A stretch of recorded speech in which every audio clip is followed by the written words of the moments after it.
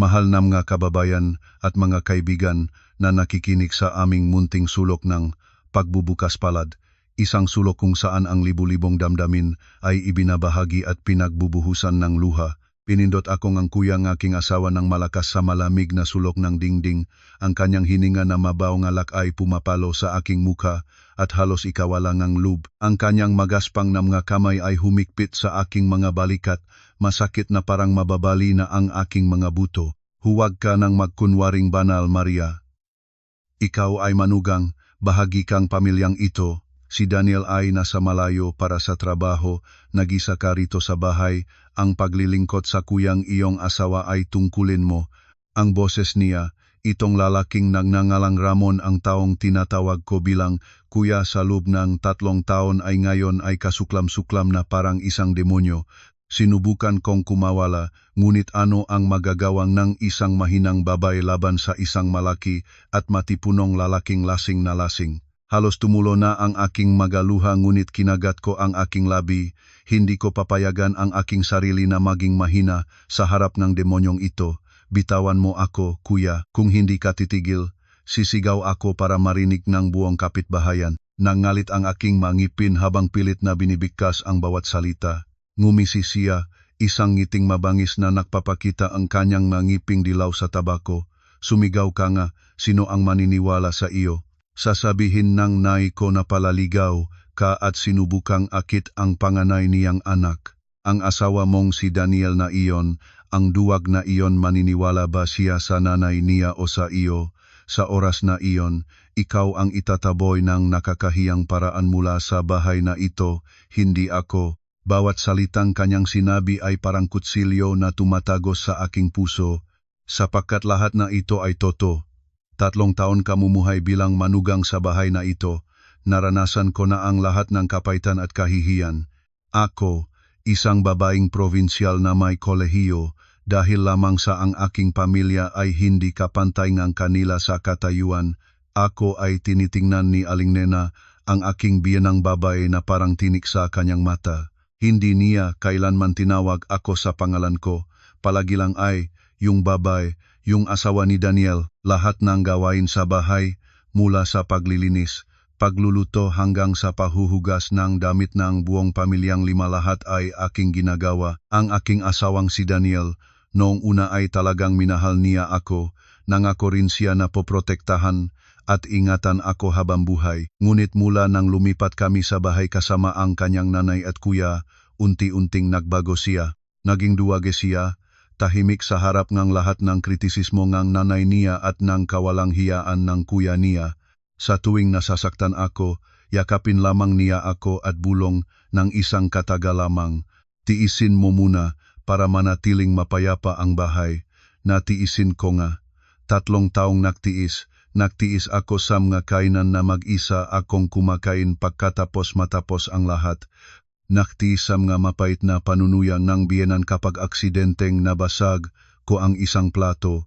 Naktiis pa sa mga hindi sinasadyang pagsalangsang ng kuya nga asawang landing na ito sa tuwing nagdadaan kami sa isa at isa. Naisip ko na ang kailangan ko lang ay mamuhay ng maayos, ibigay ang lahat para sa pamilyang ito at isang araw ay may intindihan nila, magiging mabuti ang kanilang pagtrato sa akin. Ngunit nagamali ako. Ang aking pagtitiis ay nagsilbing dahilan para mas lalong lumampas sila. At ngayong gabi, nang hawakan ng asawa ko ang kanyang bag para sa biyahe, nang makalabas na ang biyenan ko para pumunta sa kapitbahay, si Ramon ay hindi na nagtatago ng kanyang tunay na mukha. Dumagan siya malapit sa aking mukha, ang kanyang boses ay puno ng mabababang hangarin. Sumunod ka na sa akin, hindi kita sasaktan, mas mabuti pa sa iyo kasama ko kaysa kay Daniel. Anong ibinibigay niya sa iyo? Buong araw nagtatrabaho lang ng mababa ang kita, hindi man lang makabili ng isang branded na bag para sa iyo. Lumingon ako, nagtataas ang kasuklam-suklam hanggang sa aking lalamunan. Nang makitang matigas ang aking pagtanggi, nawalan si Ramon ng pasensya. Itinulak niya ako ng malakas sa dingding kaya tumama ang aking ulo sa gilid ng aparador ng napakasakit. Umungal siya, huwag kang maging suplada. Sinasabi ko sa iyo, ngayong gabi hindi kita patatawarin, ngunit bibigyan kita ng isang pagkakataon. Bukas ang gabi, tama sa 9, pagkatapos matulog ang nanay ko, pumunta ka mismo sa aking kwarto. Kung susunod ka, magiging maayos ang lahat. Ngunit kung lalabanan mo ako, gagamitin ko ang lakas. Sa oras na iyon, kahit maubusan kang boses sa pagsisigaw ay walang silbi.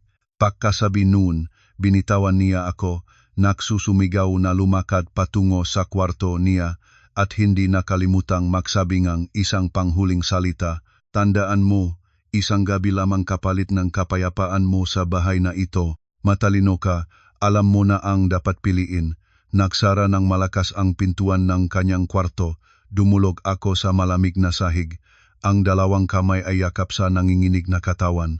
Masakit ang ulo ko ngunit paano may hahambing ang pisikal na sakit sa kahihiyan at takot na sumusurot sa aking puso.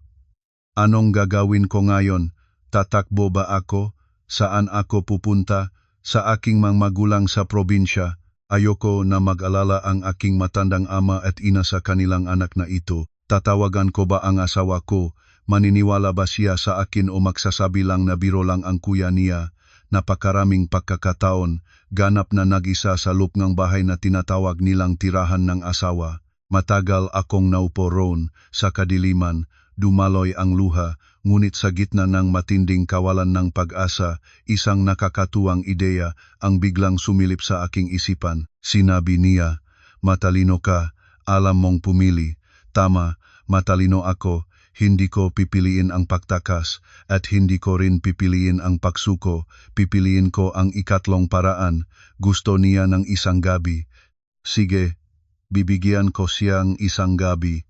Isang gabi na hindi niya malilimutan habang buhay siya.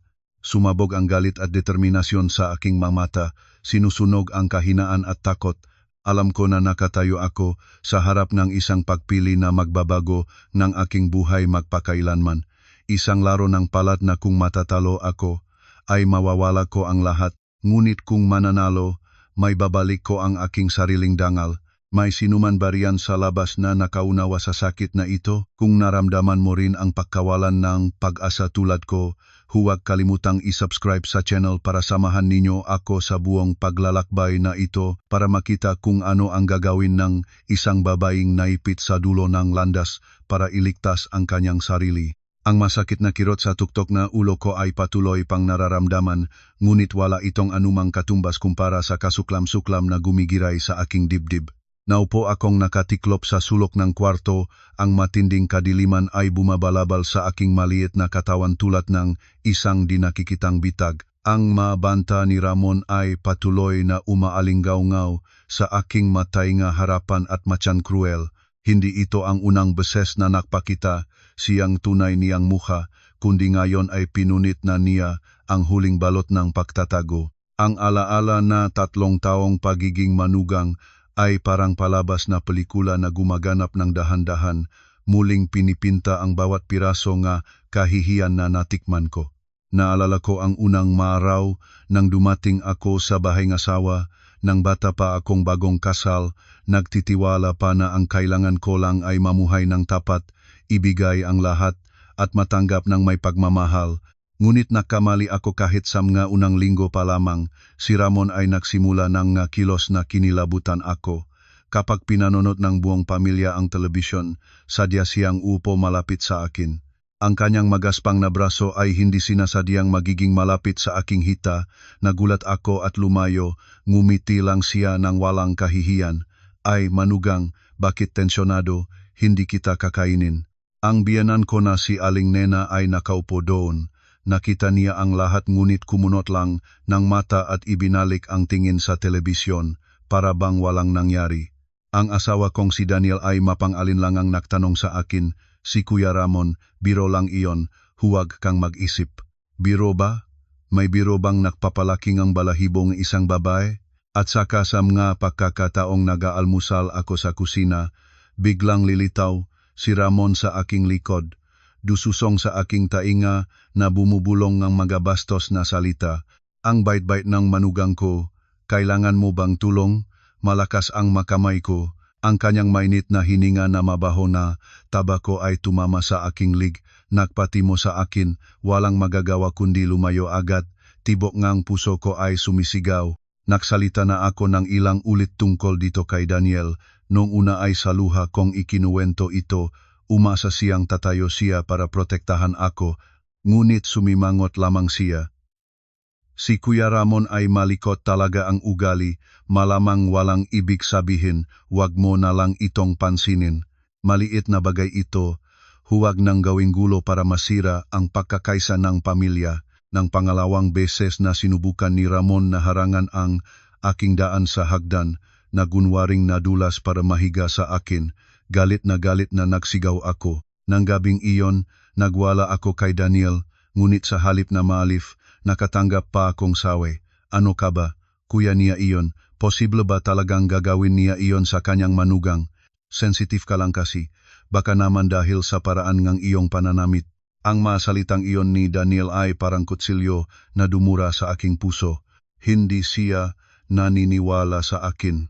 Hindi lang siya hindi nagprotekta sa akin, pati na rin ay tinanggal niya ang kasalanan sa akin. Mula sa sandaling iyon, napagtanto ko na sa labanan na ito, mag-isa lang ako. Ang aking biyanang babae ay mas malupit pa. Hindi lang siya basta nagbibingi-bingihan, kundi maging tahimik na nag-udyok pa sa magagawing panganay niyang anak. Minsan nang magsuot ako ng isang floral na damit na medyo maluwag ang kuwan, tinapunan niya ako ng piling tingin at nagsalita ng may nakatago pang kahulugan. Ang babae na may asawa na ay dapat magbihis ng mahinhin. Ang pagpapakita sa harap ng kuyang asawa ay walang kagandahan, baka akalaing inaakit mo pa. Narinig ko yon at halos hindi na ako makahininga. Biktima ako, ngunit sa kanilang mamata, naging may sala pa pala ako. Sinubukan ko ang lahat para maiwasan si Ramon. Hindi ako kailanman nag-iisa sa bahay kasama siya. Palagi akong naghahanap ng dahilan para naroon ang asawa o biyenan ko. Ngunit paano mo maiwasan ang isang taong nakatira sa isang bubong? Palagi siyang nakakahanap ng pagkakataon, ng dahilan para lapitan, manukso, gumawa ng mga kilos na kasuklam-suklam sa akin. Ang aking buhay sa bahay na ito ay hindi kakaiba sa impyerno. Sa araw, ako ay libreng kasambahay, nagtitiis ng mga kritisismo ng biyenan. Sa gabi naman, lagi akong nangangamba sa mga mapusok na pagmamasit ng kuyang asawang demonyo. Pumayat ako ng husto, laging malalim ang aking mamata dahil sa kawalan ng tulog. Napansin ni Daniel ngunit naisip lamang niya na sobra akong naktrabaho. Buong katahimikan pa niya akong sinabing, baka magpahinga ka na sa bahay, aasikasuhin kita. Sa bahay may nanay at si Kuya Ramon na tutulong sa iyo, mas magiging malusog ka. Narinig ko iyon at tumatawa na sa luha. Ang taong sinabi niyang tutulong sa akin ay siya mismo ang nagtutulak sa akin sa bangin. Naisip ko na mangolektang katibayan. Sinubukan kong lihim na ilagay ang telepono para mag-record. Ngunit napakamatalino ni Ramon. Gumagawa lang siyang makilos kapag walang ibang nakakakita at kapag hindi ako handa. Nabigo ang lahat ng aking pagsisikap. Unti-unti akong nahulog sa kawalan ng pag-asa. Naramdaman ko na parang isang ibong nakulong sa hawla, napalibutan ng mga mandaragit, walang daan palabas, walang sinumang tumutulong. Naisip ko noon na baka magbuntot na lang ako, magtiis hanggang sa may sapat na pera kami ni Daniel para lumipat. Ngunit pagkatapos ng gabing ito, alam ko na hindi ko na kaya pang magtiis pa. Ang banta ni Ramon ay lumakpas na sa lahat ng hangganan. Hindi na siya basta nang aasar lamang lantaran na niyang ipinahayag ang balak na galawin ako ng walang pahintulot. Ang aking katahimikan, ang aking pagtitiis ay hindi nagbunga ang kapayapaan. Pinabuti pa nito ang demonyo sa kanya. Hindi ko papayagan na mangyari iyon. Hindi ko papayagang wasakin niya ang aking buhay. Pinunasan ko ang aking luha. Ang takot ko ay unti-unting pinalitan ng ibang emosyon malamig at matibay. Ito ay galit na nagbibigay lakas. Tumingin ako sa kadiliman, inisip ang nagtagumpay na mukha ni Ramon. Akala niya ay hawak niya ako sa palat ng kanyang kamay. Akala niya ay isang musmos na tupa lamang ako, umiayak at nagpapasakop. Hindi niya alam na kapag naipit sa sulok, kahit ang isang tupa ay maring maging lobo. Tumayo ako, hindi na nanginginig ang mga hakbang. Pumunta ako sa dresser, binuksan ang drawer, kinuha ang isang maliit na notebook at ballpen, panahon na para gumawang plano. Hindi plano para tumakas kundi para sumalungat. Hindi ako magsisigaw, hindi ako walang kwentang hihiling tulong. Gagamitin ko ang katalinuhang kanyang hinahamak para gumawang bitag. Isang perpektong bitag na kapag nagsara ay ilibing hindi lamang ang kanyang maruming hangarin kundi pati na rin ang mukha ng pagkukunwari ng bawat isa sa pamilyang ito. Sa dula na ito, siya ang gustong magsimula, ngunit ako ang magpapasya sa katapusan. Ngunit paano ko makukuha ang sandata? Isang bagay na makapagpapaluhod sa isang lalaking kasing laki ni Ramon nang walang kahit isang salitang pakiusap. Ang ideya tungkol sa isang sandata na makakapagpatumba kay Ramon ay ginulo ako buong gabi. Nakahiga ako sa higaan, nakatitik sa itim na kisame, humahana ang isipan ko ng husto. Hindi ko magagamit ang lakas iyon ay tiyak, hindi rin ang salita, sapagkat sa bahay na ito, ang aking salita ay walang bigat. Kailangan kong isang bagay na tahimik, banayad ngunit sapat na lakas para ganap siyang i-disable, para magkaroon akong sapat na oras para isagawa ang aking plano. At saka isang ideya ang sumilip gamot na pampatulog, isang matinding dosis. Ang ideyang iyon ay nakpanginig sa akin at nagbigay ng isang silahis ng pag-asa. Natakot dahil hindi pa ako kailanman gumawa ng anumang lumalabag sa batas. Hindi pa naisip na gagamit ng ganitong paraan ngunit may pag-asa dahil ito ang tila kaysa isang daan para maligtas ang aking sarili ngayon. Ngunit paano ko mahahanap ito? Ang matinding gamot na pampatulog ay nangangailangan ng reseta mula sa doktor. Hindi ko basta mabibili iyon sa botika, pinag-isipan ko ng mabuti, tiningnan ang lahat ng aking koneksyon, at saka lumabas ang isang pangalan Carla Reyes. Ang aking pinakamalapit na kaibigan mula sa kolehiyo. Si Carla ngayon ay isang pharmacist na mamahala ng isang malaking pribadong botika sa sentrong lungsod. Kami ni Carla ay nagpapanatiling koneksyon, ngunit mula nang mag-asawa ako, bihira na akong makasama sa mga kaibigan. Ang aming mapag-usap ay lumayo na rin, mas simpleng pagtatanong lamang sa social media. Tutulungan ba ako ni Carla? Maniniwala ba siya sa aking kwento? Nag-alinlangan ako. Ang pagkukuwento ng masamang bagay tungkol sa pamilya ng asawa ay mahirap na. Paano pa itong isang kwento ng kahihiyan at kasuklam-suklam? Ngunit wala na akong ibang pagpipilian, kailangan ko itong subukan. Kinabukasan ng umaga, nagising ako ng mas maaga kaysa karaniwan. Pinagsikap kong mag-makeup ng maayos para itago ang aking maitim na balat sa ilalim ng mata at ang kupas na mukha. Pumili ako ng simpleng office dress na nakakatimya para mukhang isang abalang babaeng papasok sa trabaho. Sinabi ko sa biyenan ko na may mahalagang meeting ako sa opisina, hindi ako kakain ng tanghalian. Tinapunan lamang ako ni Aling Nena ang isang tingin at umungol, saan ka man pumunta, bumalik kang maaga para magluto. Hindi ako sumagot, tahimik lang na kinuha ang bag at lumabas ng bahay.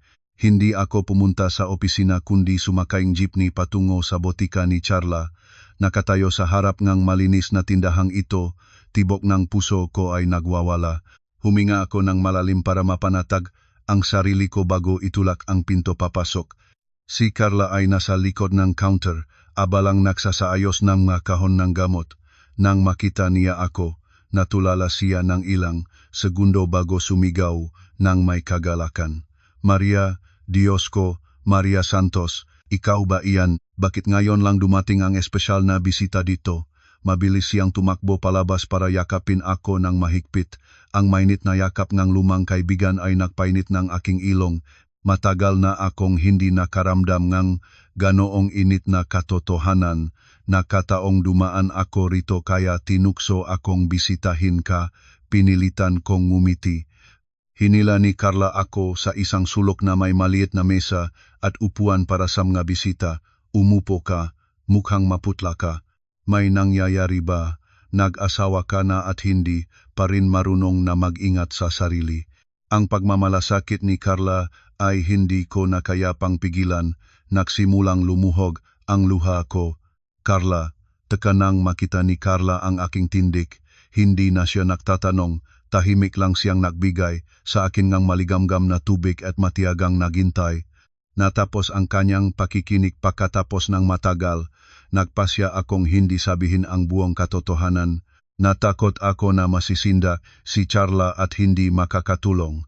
Isang bahagi lang ang ibinunyag ko, maingat na pinili at medyo binago. Sinabi ko na matagal na akong hindi makatulog, stress sa trabaho, dagdag pa ang problema sa pamilya, kaya parang laging pinipiga ang ulo ko. Pumunta na ako sa maraming lugar ngunit hindi pa rin gumagaling. Hindi ko na talaga kaya, Carla.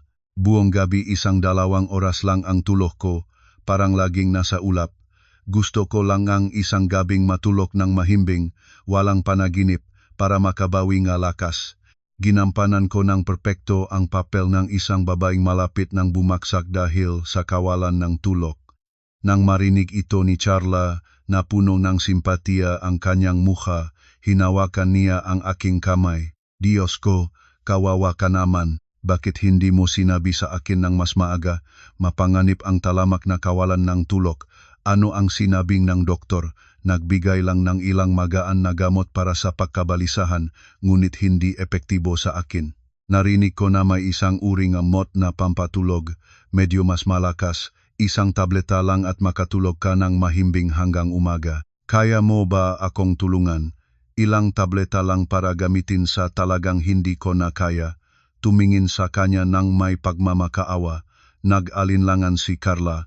Maria, iyon ay gamot na may reseta, mahigpit na pinamamahalaan, hindi ko basta mabibigay sa iyo. Kung may mangyaring masama ay malaki ang problema. Nang makitang nag-aalangan siya, pinakawalan ko ang aking pinal na hakbang, umiyak ako ng matindi. Carla, kung hindi mo ako tulungan, mamamatay na ako, mababaliw na talaga ako. Tuloy-tuloy na ito, baka mag-isip pa akong masama. Ikaw ang aking pinakamalapit na kaibigan, hayaan mo ba akong magdusa ng ganito? Ang aking maluha ay epektibo. Nalito si Charla, niyakap niya ako at pinahid ng pabango. Tama na, huwag nang umiyak. Hindi ko sinabi na hindi ko tutulungan, kundi tumingin siya sa paligid ng botika at ibinaba ang boses. Sige na, dahil sa iyo, lalabag akong 1 beses sa patakaran, ngunit dapat mong ipangako sa akin na gagamitin mo lang ito kapag talagang kailangan mo at hindi ka mag-aabuso. Susunod ka sa tamang dosis ha? Pangako kita, pangako. Nagpapasalamat sa kanya ng taos puso, mabilis na pinunasan ng luha. Tahimik na pumasok si Charla sa bodega, lumabas pagkalipas ng ilang oras na may maliit na pakete na nakatago sa palat ng kamay. Maingat niyang binalot ito sa puting papel at inilagay sa aking bag. Ito ay napakalakas. Karaniwan ay kalahating tableta lang ay sapat para matulog ng mapayapa hanggang umaga. Huwag talagang uubusin ng isang buo, naririnig mo ba? At huwag ihalo sa alak, mapanganib iyon. Tumango-tango ako, sa loob ko ay nagpapasalamat sa mahalagang babala. Huwag ihalo sa alak, ngunit iyon mismo ang kailangan ko gawin ng tama. Umalis mula sa botika ni Charla, parang lumipat ang lakat ko. Ang gamot sa bag ko ay parang isang anting-anting na nagbigay sa akin ng katahimikan at lakas. Hindi ako akat umuwi kundi dumaan sa isang malaking mall at bumili na mamahaling brandy, ang uri na alam kong hilig ni Ramon. Palagi na niyang ipinagmamalaki ang kanyang kakayahang uminom, na kaya niyang ubusin ang 1 buong bote ng malakas na alak ng hindi nalalasing. Magaling, hayaan mo siyang maging ganoon katiwala. Bumili rin ako na ilang merienda, magabagay na hindi ko kailanman binibili, noon dahil takot akong sasabihin ni Aling Nena na aksayador. Bukas ng gabi, maghahanda akong isang maliit na handaan. Isang mainam na handaan para sa 2 tao, ako at siya. Iyon ang magiging huling kainan niya bilang isang malaya at ang magiging pagsilang ko muli. Nabuo na ang plano, nasa kamay na ang kasangkapan. Kailangan ko lang hintayin na dumating ang gabing iyon at ang tabing ay itataas sa paraang itinakda ko na. Ang desisyon ba na pumasok sa mapanganib na landas na ito ay isang pagkakamali? Kung naniniwala kang ang dangal ng isang babay ay dapat ipaglaban, pindutin ang like para mapalakas ang aking loop.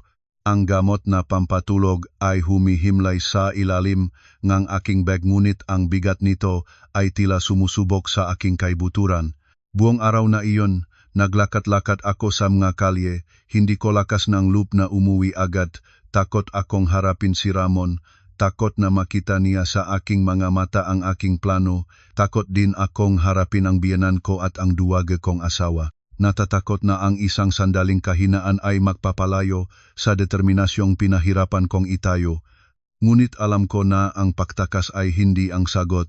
Kailangan kong dahilan, isang perpektong pagpapaliwanag para bukas ng gabi ay ako at si Ramon lamang ang naiwanan sa bahay na ito. Mag-isa siyang maging biktima at mag-isa akong maging mangangaso. Ang ideyang iyon ay umikot sa aking isipan buong hapon.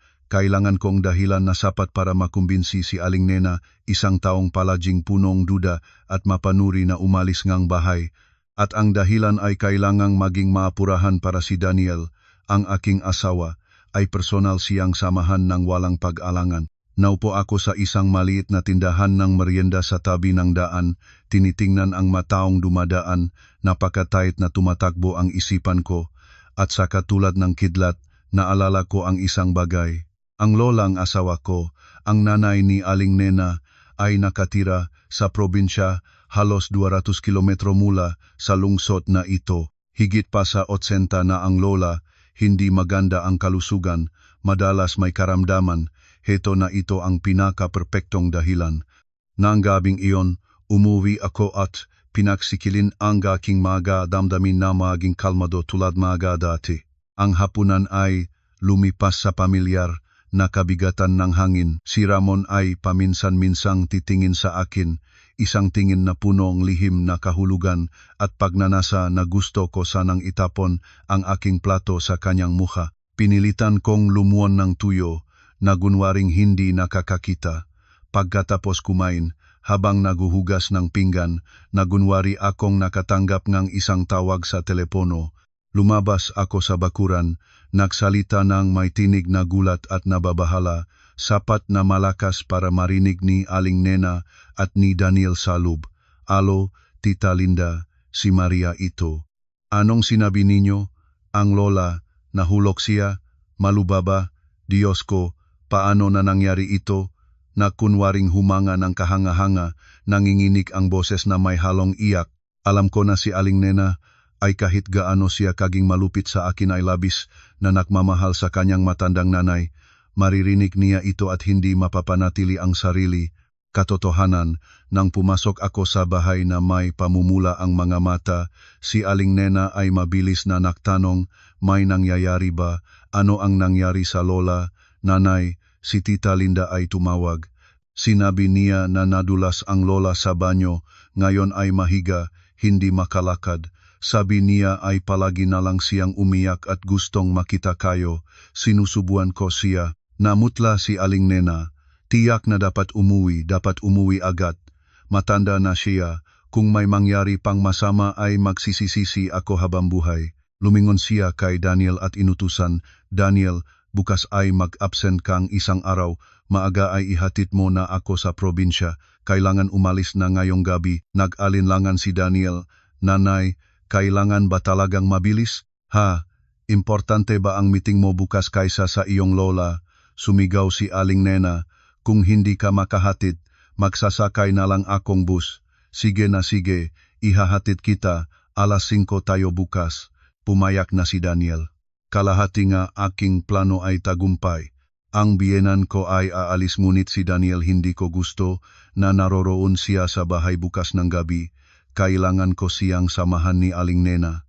Nagumagap ako at nagsabi, tinik na punong ang pag-aalala, baka samahan ko rin si Daniel at nanay para makatulong sa lola, babae naman ako, mas maayos ang pag-aalaga.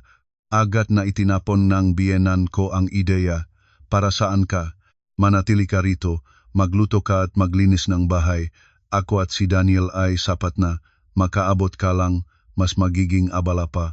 Yumuko ako na nagpapakitang malungkot ngunit sa loob ay naga-ambisyon. Sige, magingat kayo sa biyahe. Lumingon ako kay Daniel, tandaan mong magmaneho ng dahan-dahan, ihatid si nanay ng ligtas sa probinsya, tumango si Daniel. Walang kamalayan na hindi niya nahalata ang anumang kakaibang bagay sa aking plano. iniisip lang niya na ako ay isang mabuting asawa at manugang na nag-alala sa kalusugan ng lola niya. Naitagda na ang lahat. Bukas ng umaga, si Daniel at si Aling Nena ay maglalakbay sa probinsya. Buong araw bukas, ang bahay na ito ay ako at si Ramon lamang ang naroroon. Hindi niya mahahalata na ang kawalan ng kanyang nanay at kapatid ay ang perpektong kondisyon para may sagawa ko ang aking sentensya para sa kanya. Nang gabing iyon, nakahiga ako sa higaan ngunit hindi talaga makatulog. Bahagi nito ay pag-aalala at pagkabalisa, bahagi naman ay isang pakiramdam ng pagkakasala dahil sa pagsisinungaling tungkol sa kalusugan ng lola. Ngunit sinabi ko sa aking sarili, kung hindi ko ito gagawin, ako ang manganganib. Kumpara sa aking dangal at kaligtasan, isang walang kasalanang kasinungalingan ay ano iyon, inisip ko muli ang bawat hakbang sa plano. 9 gabi bukas, darating si Ramon sa aking kwarto, aanyayahan ko siyang uminom ng alak, hindi siya mangangamba, iinom siya, at saka hinikpitan ko ang aking mga kamao, kailangan ko itong magawa, wala na akong pakawala. Maaga ng umaga kinabukasan, nang hindi paganap na magliwanag, bumangon na ako para ihanda ang magagamit ni Aling Nena at Daniel. Nahanda akong merienda, tubig, gamot para sa sakit sa sakay nagpakita na isang mapagmalasakit at mabait na manugang. Tumingin si Aling Nena sa akin, medyo humimlay ang kanyang tingin. Mag-ingat sa bahay, kung may kailangan ay tawagan si Ramon. Paalala niya, opo. Naiintindihan ko po. Sumagot ako, sa loob ko ay naisip, ingingatan ko ng husto ang kuya, habang lumayo ang kotse ni Daniel sa kanto, huminga ako ng maluwag.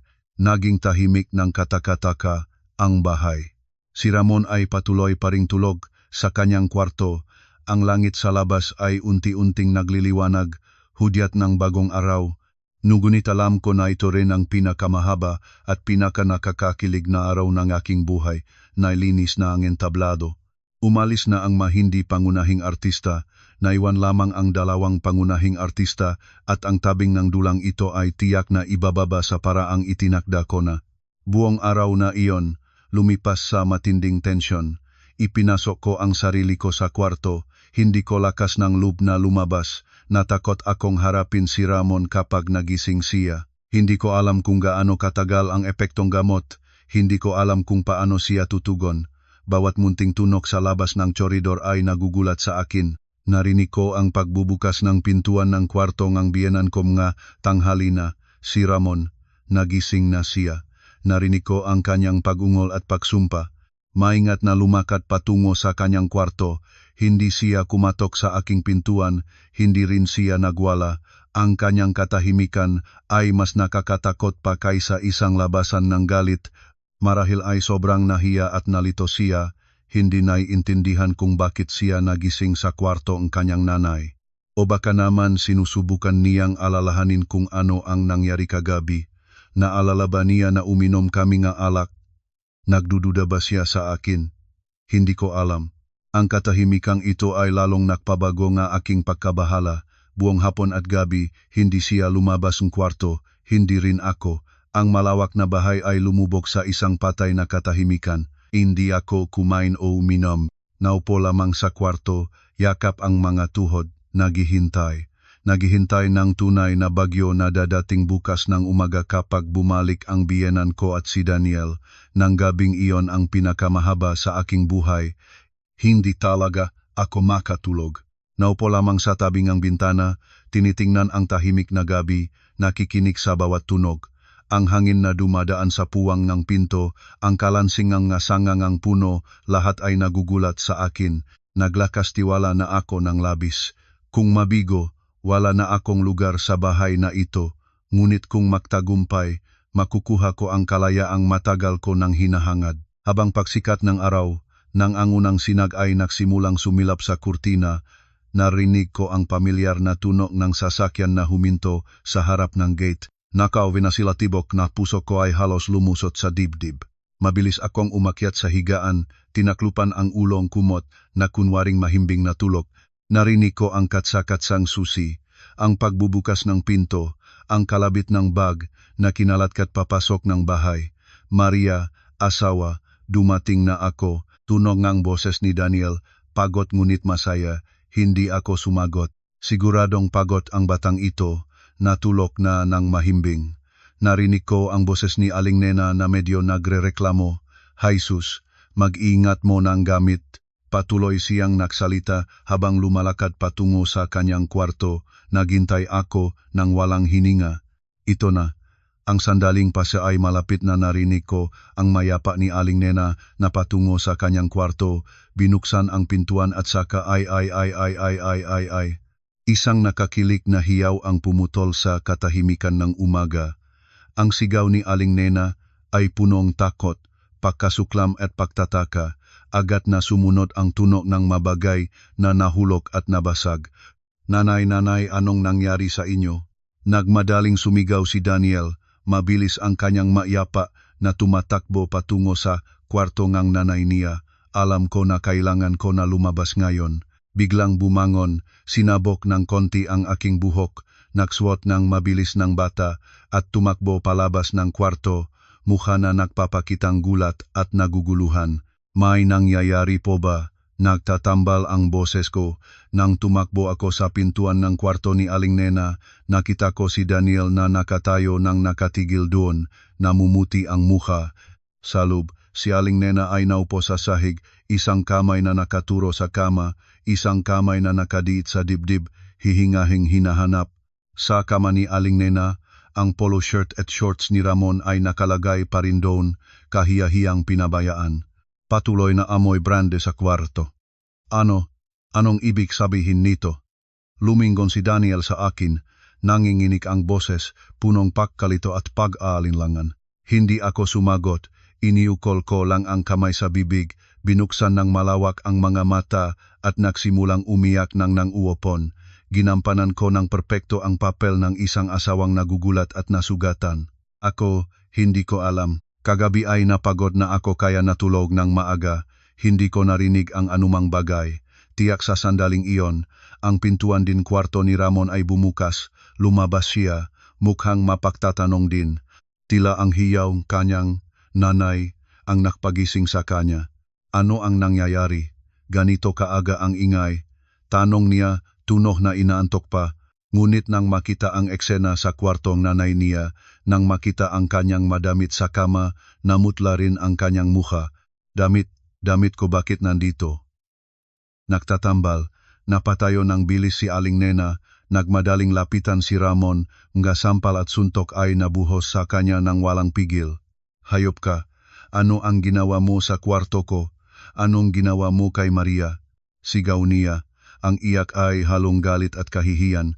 Biglang sinuntok si Ramon, handa lamang na nakataas ang makamay, patuloy ang bunganga, hindi ko ginawa. Kagabi ay uminom lang ako ng konting alak at umuwi sa kwarto, hindi ko na matandaan ang iba. Nagtatanggi ka pa. Lalong nagwala si Aling Nena. Damit mo ito, amoy alak sa kama, paano mo pa may tatanggi? Si Daniel ay nakatayo ng nanlalaki ang mata, tinitignan ang kuya niya at pagkatapos tinitignan ako na umiyak sa tabi. Ganap siyang nalito, hindi alam kung kanino maniniwala. Alam ko na ito ang sandali para itapon ang aking pinal na pagsalakay. Tumakbo ako, lumuhod sa tabi ni Aling Nena. Hawak ang mga kamay nito, nananatiling tuloy-tuloy ang luha. Nanay, huwag na po kayong manuntok sa kanya. Baka kasalanan ko ito, sinabi ko. Paulit-ulit na humihilap ang boses, lahat silang tatlo ay natigilan at tumingin sa akin. Kagabi ay dumaan si Kuya Ramon sa aking kwarto at sinabi na nalulungkot siya, gustong makiinom kasama akong ilang baso. Nang naging lango na siya ay ginabayan ko siya pabalik sa kwarto. Baka naligaw akong kwarto ninyo, nanay, patawad po talaga. Ang aking masalita, kalahating katotohanan at kalahating kasinungalingan ay lumikha ng isang perpektong kaguluhan. Hindi ito direktang nagbintang kay Ramon, ngunit patago nitong pinaktibay na pumunta siya sa aking kwarto na uminom kami ng alak. Ang pagkaligaw ng kwarto ay isang awkward na dahilan, lalong nagpapaniwala sa lahat na may kahina-hinaang nangyari sa pagitan namin. At dahil sa kahihiyan at takot, hindi ko sinabi ang totoo. Ang buong bahay ay lumubo sa isang nakakatakot na katahimikan. Naiwan lamang ang aking iyak at ang mahirap na hininga ni Aling Nena. Ang bitag ay naksara na, ang tabing ng dula ay ibinaba ng mapanghanga. Ngunit alam ko na ito ay simula pa lamang ang isang bagong labanan, isang panlup na labanan sa loob mismo ng pamilyang ito. At mula sa isang biktima, naging tagahawak na akong balanseng ang kapangyarihan. Dumating na ang bagong umaga, nagdadala ng tunay na bagyo, at wala sa kanila ang makapahula ng kapinsala ang may dudulot nito. Ang perpektong bitag ko ay nagsara na, inilubog ang pamilya ng aking asawa sa isang kaguluhan ng pag-aalinlangan, kahihiyan at galit. Ang eksenang umaga ay naging isang obsesyon. Si Aling Nena, pagkatapos ng kanyang poot, ay naupo sa upuan, mukha niyang kumakaluma ng 10 taon, mga matang walang direksyon na nakatingin sa kawalan. Si Daniel naman ay nakpalakat-lakat sa sala, nakakamot ng ulo, hindi alam kung paano harapin ang kaguluhang ito. Si Ramon, pagkatapos matalo, nananay niya ng malakas, ay tahimik na bumalik sa kwarto at nakipinit. Ang aking paliwanag na naligaw ng kwarto, isang maingat na kalkuladong kasinungalingan, ay naging isang paputok na pabagal. Hindi ito direktang nakparatang kay Ramon, ngunit naktanim ng malalim na pag-aalinlangan sa pusong bawat isa. Si Aling Nena ay nag-aalinlangan na ang kanyang panganay na anak ay gumawa ng isang kahina-hinala sa manugang niya. Si Daniel ay nakaalinlangan sa parehong kuya at asawa. Hindi niya alam kung kanino maniniwala, hindi alam kung anong talaga ang nangyari nang wala siya. Ang hangin sa loob ng bahay ay mabigat na hanggang sa halos maaring gupitin. Walang nagsalita sa isa't isa. Ang almusal ay nilaktawan, ang tanghalian ay walang nagluto. Patuloy ang aking pagganap. Naupo ako nang nakatiklop sa isang sulok ng sofa, paminsan-minsang nagsusumulsol, mga matang laging puno ng luha. Nagpapakita akong isang kawawa, isang mahihinang babae na nakulong sa isang mahirap at kahiya-hiyang sitwasyon. Nang hapon nagsalita na si Aling Nena. Hindi siya tumingin sa akin, nagsalita lang kay Daniel ng pagod na tinig, tawagan mo si Ramon, pag-usapan natin ito. Ilang sandali kayong kumatok ni Daniel bago pumayag si Ramon na lumabas. Lumabas siya, pamumula ang mga mata, namamaga, wala na ang dating hambok na hitsura, pinalitan ng kalituhan at takot. Umupo, utos ni Aling Nena. Tahimik na umupo si Ramon sa upuang nakaharap. Ngayon, sabihin mo sa akin ang buong kwento kung ano ang nangyari kagabi. Lumingon si Ramon sa akin ng isang sandali at yumuko agad. Boses ay panlalaki, hindi ko matandaan ng mayos. Naalala ko lang na uminom ako kasama, hindi natapos ang pangungusap. Uminom kasama niya. Kinutuban ni Aling Nena ang kilay. Lumingon sa akin. Bakit kayo nag-inom? Nagsimula akong malumuha muli, nanginginig ang boses. Kasi parang malungkot si Kuya Ramon kaya inanyayahan ko siyang uminom ng isang baso. Hindi ko inakala na ganon siya kainom. Patawad po, nanay. Ang aking pagtatapat ay lalong nagpalala ng kwento. Pinakita nitong si Ramon ay parang isang taong may soro na humiram sa alak para malipasan ang damdamin, habang ako ay ang isang simpleng mabuting manugang na walang malay na nakdulot ng problema. Si Daniel, na ilang sandali ay natahimik, sa wakas ay naksalita, tinig ay puno na pagdududa. Kuya Ramon, sabihin mo ang totoo, may ginawa ka ba, may nagasalang ka ba kay Maria? Tumingala si Ramon nang nakataas ang batok, nagmatigas ang boses, hindi. Mari man akong makalasing, maring hindi makatanda, ngunit hindi ko gagawin ang kahalayan iyon sa aking manugang. Siguradong may misunderstanding. Baka nagbitag siya sa akin, itinuro niya sa akin. Ang pagbintang ni Ramon ay nagulat sa akin, ngunit handa na ako para sa sitwasyong ito. Hindi ko na kailangan pang tumanggi, kailangan ko lamang magpakitang nasaktan. Tumingin ako sa kanya, malawak ang mamata, puno ng pagkabigla at sakit. Luha ko ay dumulo muli. Kuya, anong sinasabi ninyo? Paano kayo makapagsasabi ng ganyan? Nakamali ba akong anuman? Itinago ko ang mukha sa aking makamay, umiyak ng malakas. Ang aking pagganap ay napakatingkad. Isang babae na naligalig at natakot, binibingpang ang akusasyon na siya ang pangunahing may gawa. Sino ang makakapaniniwala? Tumahimik ka na. Nagwika ni Aling Nena kay Ramon, tingnan mo ang sarili mo, palagi kang nag-alak at gumagala, ngayon ay may nangyari at ibinibintang mo pa ang manugang, tao ka pa ba? Tila sa kaibuturan ng kalooban ni Aling Nena, naniniwala pa rin siyang may kasalanan ang kanyang anak, ang kahihiyan, at galit ay nasapawan ang kanyang pag-iisip. Ayaw niyang maniwala na ang manugang na palagi niyang hinamak ay kayang magdirekso ganoong maingat na dula. Natapos ang investigasyon sa pagkabigo, si Ramon ay patuloy sa pagtanggi sa kasalanan. Umiyak lamang ako, si Daniel ay ganap na nalito, si Aling Nena ay galit at pagod.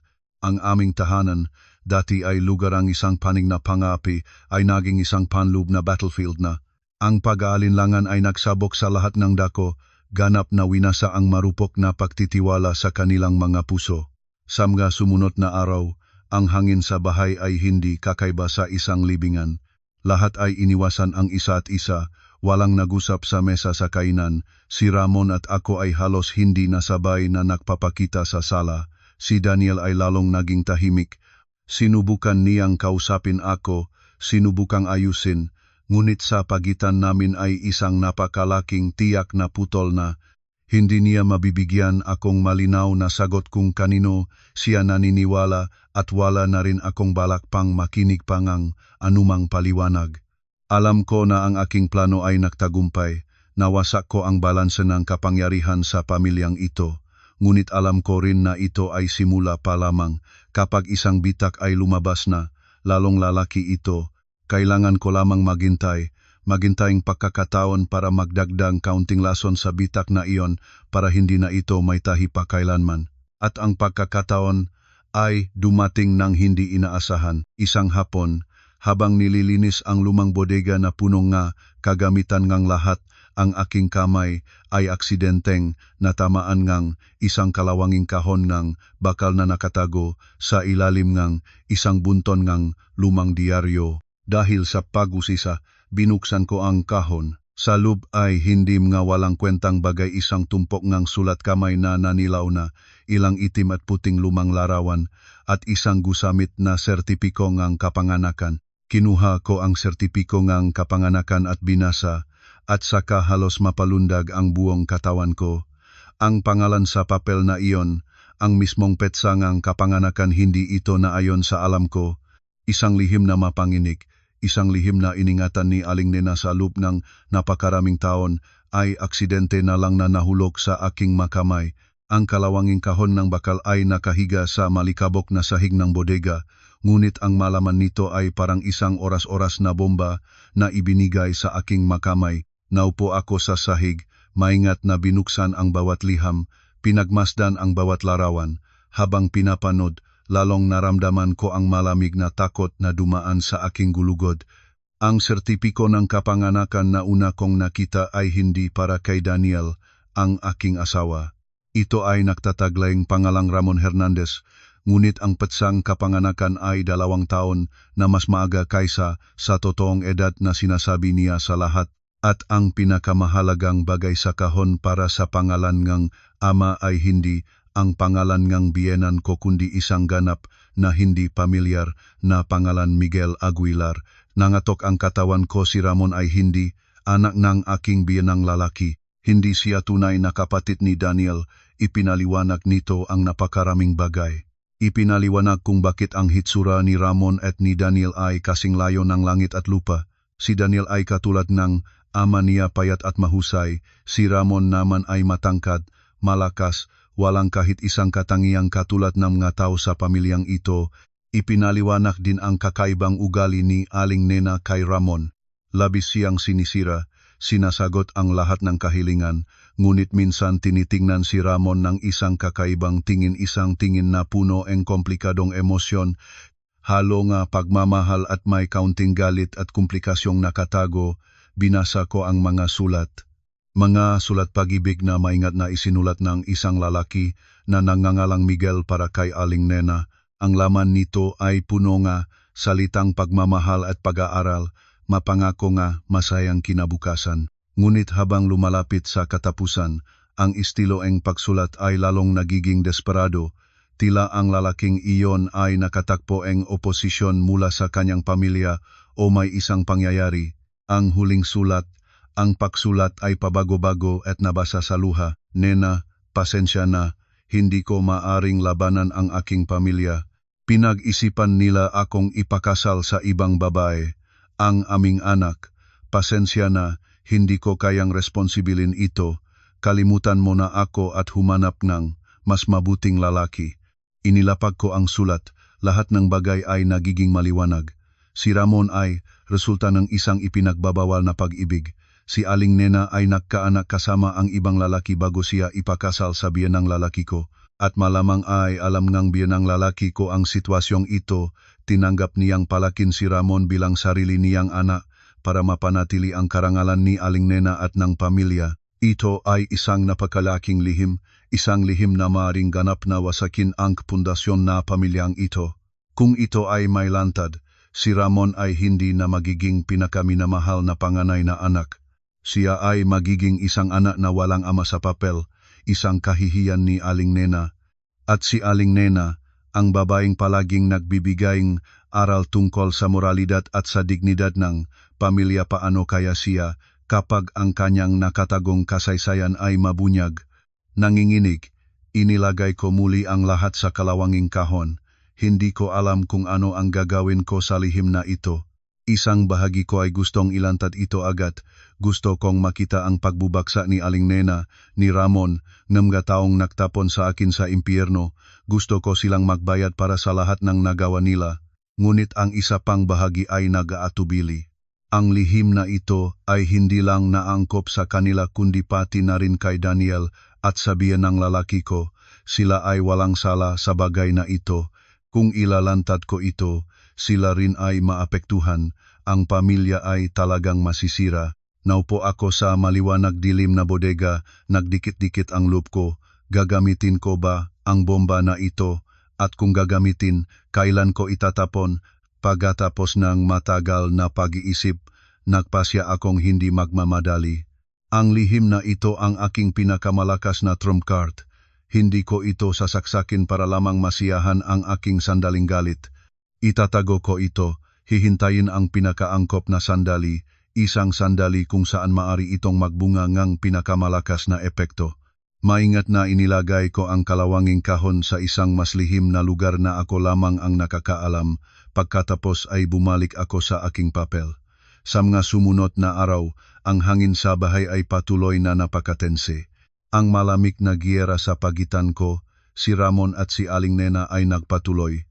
Si Daniel naman ay lalong nagiging tahimik. Sinubukan niyang kausapin ako, sinubukang ayusin, ngunit sa amin ay isang napakalaking bitak. Isang gabi habang naghahanda akong pakain, pumasok si Aling Nena sa kusina. Wala na siyang mautos o nga pababa, tahimik lang siyang tumingin sa akin. Pagkatapos ng ilang sandali, nagsalita siya, ang boses ay paos, Maria, baka mas mabuti kung kayo ni Daniel ay lumipat na sa sarili ninyong bahay. Natigilan ako, nagulat na tumingin sa kanya. Nanay, anong sinabi ninyo? Tinuran ni Aling Nena, mas magiging mabuti para sa inyong dalawa. Nakatira kasama sa isang bahay ngunit parang mga estranyo, hindi ko ito makita ng walang pag-aalala. Kundi na naman si Ramon, bumuntong hininga siya, para na lang sa inyo ang lumipat, palayuan siya, marahil mas magiging mayos ang lahat. Ang mungkahi ni Aling Nena ay nagulat sa akin ng lubos. Ito ang unang beses na nakpakita siya nga kahina-hina ang pagsuko at pagnanais na ayusin ang sitwasyon. Marahil ang pangyayaring tungkol kay Ramon ay talagang pinagod at pinahiya siya. Ngunit alam ko na ito ay hindi isang ganap na pagsuko. Ito ay isang panandaliang solusyon para mapangalagaan ang pamilya mula sa pagkasira. Ngunit nakita ko rin ito bilang isang pagkakataon. Isang pagkakataon para makawala sa pang-alipin ng bahay na ito, para magkaroon ng sariling espasyo, isang kalayaan para makakilos ng mas madali. Opo, ipag-usap ko kay Daniel. Sumagot ako ng hindi nagpapakita ng labis na kagalakan. Nang gabing iyon ay kinausap ko si Daniel tungkol sa mungkahi ng kanyang nanay. Nagliwanag ang kanyang mukha. Totoo ba iyon? Pumayag talaga si nanay. Napakagaling. Maghahanap tayo ng apartment malapit dito. Magsisikap akong magtrabaho para sa iyo. Hinawakan niya ang aking kamay, mga matang punong pag-asa. Tumingin ako sa kanya, naramdaman ko lamang ang awa. Naniniwala pa rin siyang ang paglipat lamang ay solusyon sa lahat. Hindi niya alam na ang tunay na bagyo ay hindi pa dumating at ang magpapaputok nito ay wala kundi ako. Hindi ko papayagang madali nilang makamit ang kapayapaan. Kung aalis ako, titiyakin ko na bago ako umalis, lahat ng marumi nilang lihim ay malilipol din sa kanilang maalaala. Ang mungkahi ni Aling Nena na lumipat kami ay parang isang maliit na liwanag sa dulong lagusan. Ngunit alam ko na hindi iyon tunay na daan, isang pintuan lamang ito patungo sa ibang bilangguan. Isang di nakikitang bilangguan ng katahimikan at pagkalimot. Gusto niyang umalis kami para takpan ang eskandalo ni Ramon, para ang lahat ay maglaho sa kalimutan, para ang kanilang pamilya ay makapagbihis muli ngang damit ng pakukunwari. Hindi ko papayagan ang kanyang mithiin. Kailangan ko munang mapatunayan ang lihim na aking natuklasan, gawing isang bagay mula sa isang pag-aalinlangan hanggang sa isang katotohanang hindi na may tatanggi. Saka ko pa lamang makakaroon ng sapat na lakas para buwagin ang kaharian ng pakukunwaring ito. Ngunit paano ko mapapatunayan ang isang kwentong nangyari ng mahigit 30 taon na ang nakakaraan? Ang makataong nakaalam ng kwento ay malamang ay patay na, nakalimot o ayaw na nitong banggitin ang nakaraan. Kailangan kong isang taong makatutulong, isang taong may kakayahang humanap ng impormasyon, isang taong palihim at mapagkakatiwalaan. Naalala ko muli si Carla, ang aking kaibigan na pharmacist. Hindi ko maaring sabihin sa kanya ang buong katotohanan, ngunit alam ko na si Carla ay may pinsan na nagtatrabaho bilang pribadong investigador. Marahil siya ay makakatulong sa akin. Nagdahilan na naman akong lumabas. Nakita kami ni Carla sa isang tahimik na kafe. Sa pagkakataong ito ay hindi ako umiyak, hindi nagreklamo. Sinabi ko lamang na may pinaghihinalaan akong kakaibang bagay sa nakaraang kasaysayan ng pamilya nga asawa ko at nais kong humingi ng tulong ng kanyang pinsan para sa isang lihim na investigasyon. Nagbigay ako kay Carlang isang halaga. Sinabi ko ito ay paunang gastos. Maria, anong ginagawa mo ngayon? Nag-aalala na tumingin sa akin si Carla. Mukhang nakakatakot ka ngayon. Gusto ko lamang hanapin ang katuwiran, Carla. Tulungan mo pa ako ngayon, ha? Bumuntong hininga si Carla at sa wakas ay tumango. Sige na, kausapin ko si Kuya Benji ngunit dapat mo munang ipangakong mag-iingat ka. Ilang araw pagkatapos, binigyan ni Carla ang numero ni Benji. Nakipag-ugnayan ako sa kanya, maikling at malinaw na inilahad ang aking kahilingan. Ibinigay ko sa kanya ang pangalang Miguel Aguilar, ang kakaunting impormasyon mula sa mga sulat at lumang address ng pamilya ni Aling Nena. Si Benji ay walang maraming pangako, sinabi lamang na magsisikap siyang hanapin at agad na magulat kapag may resulta. Habang naghihintay, nagpatuloy akong mamuhay sa bahay na iyon na parang nasusunog.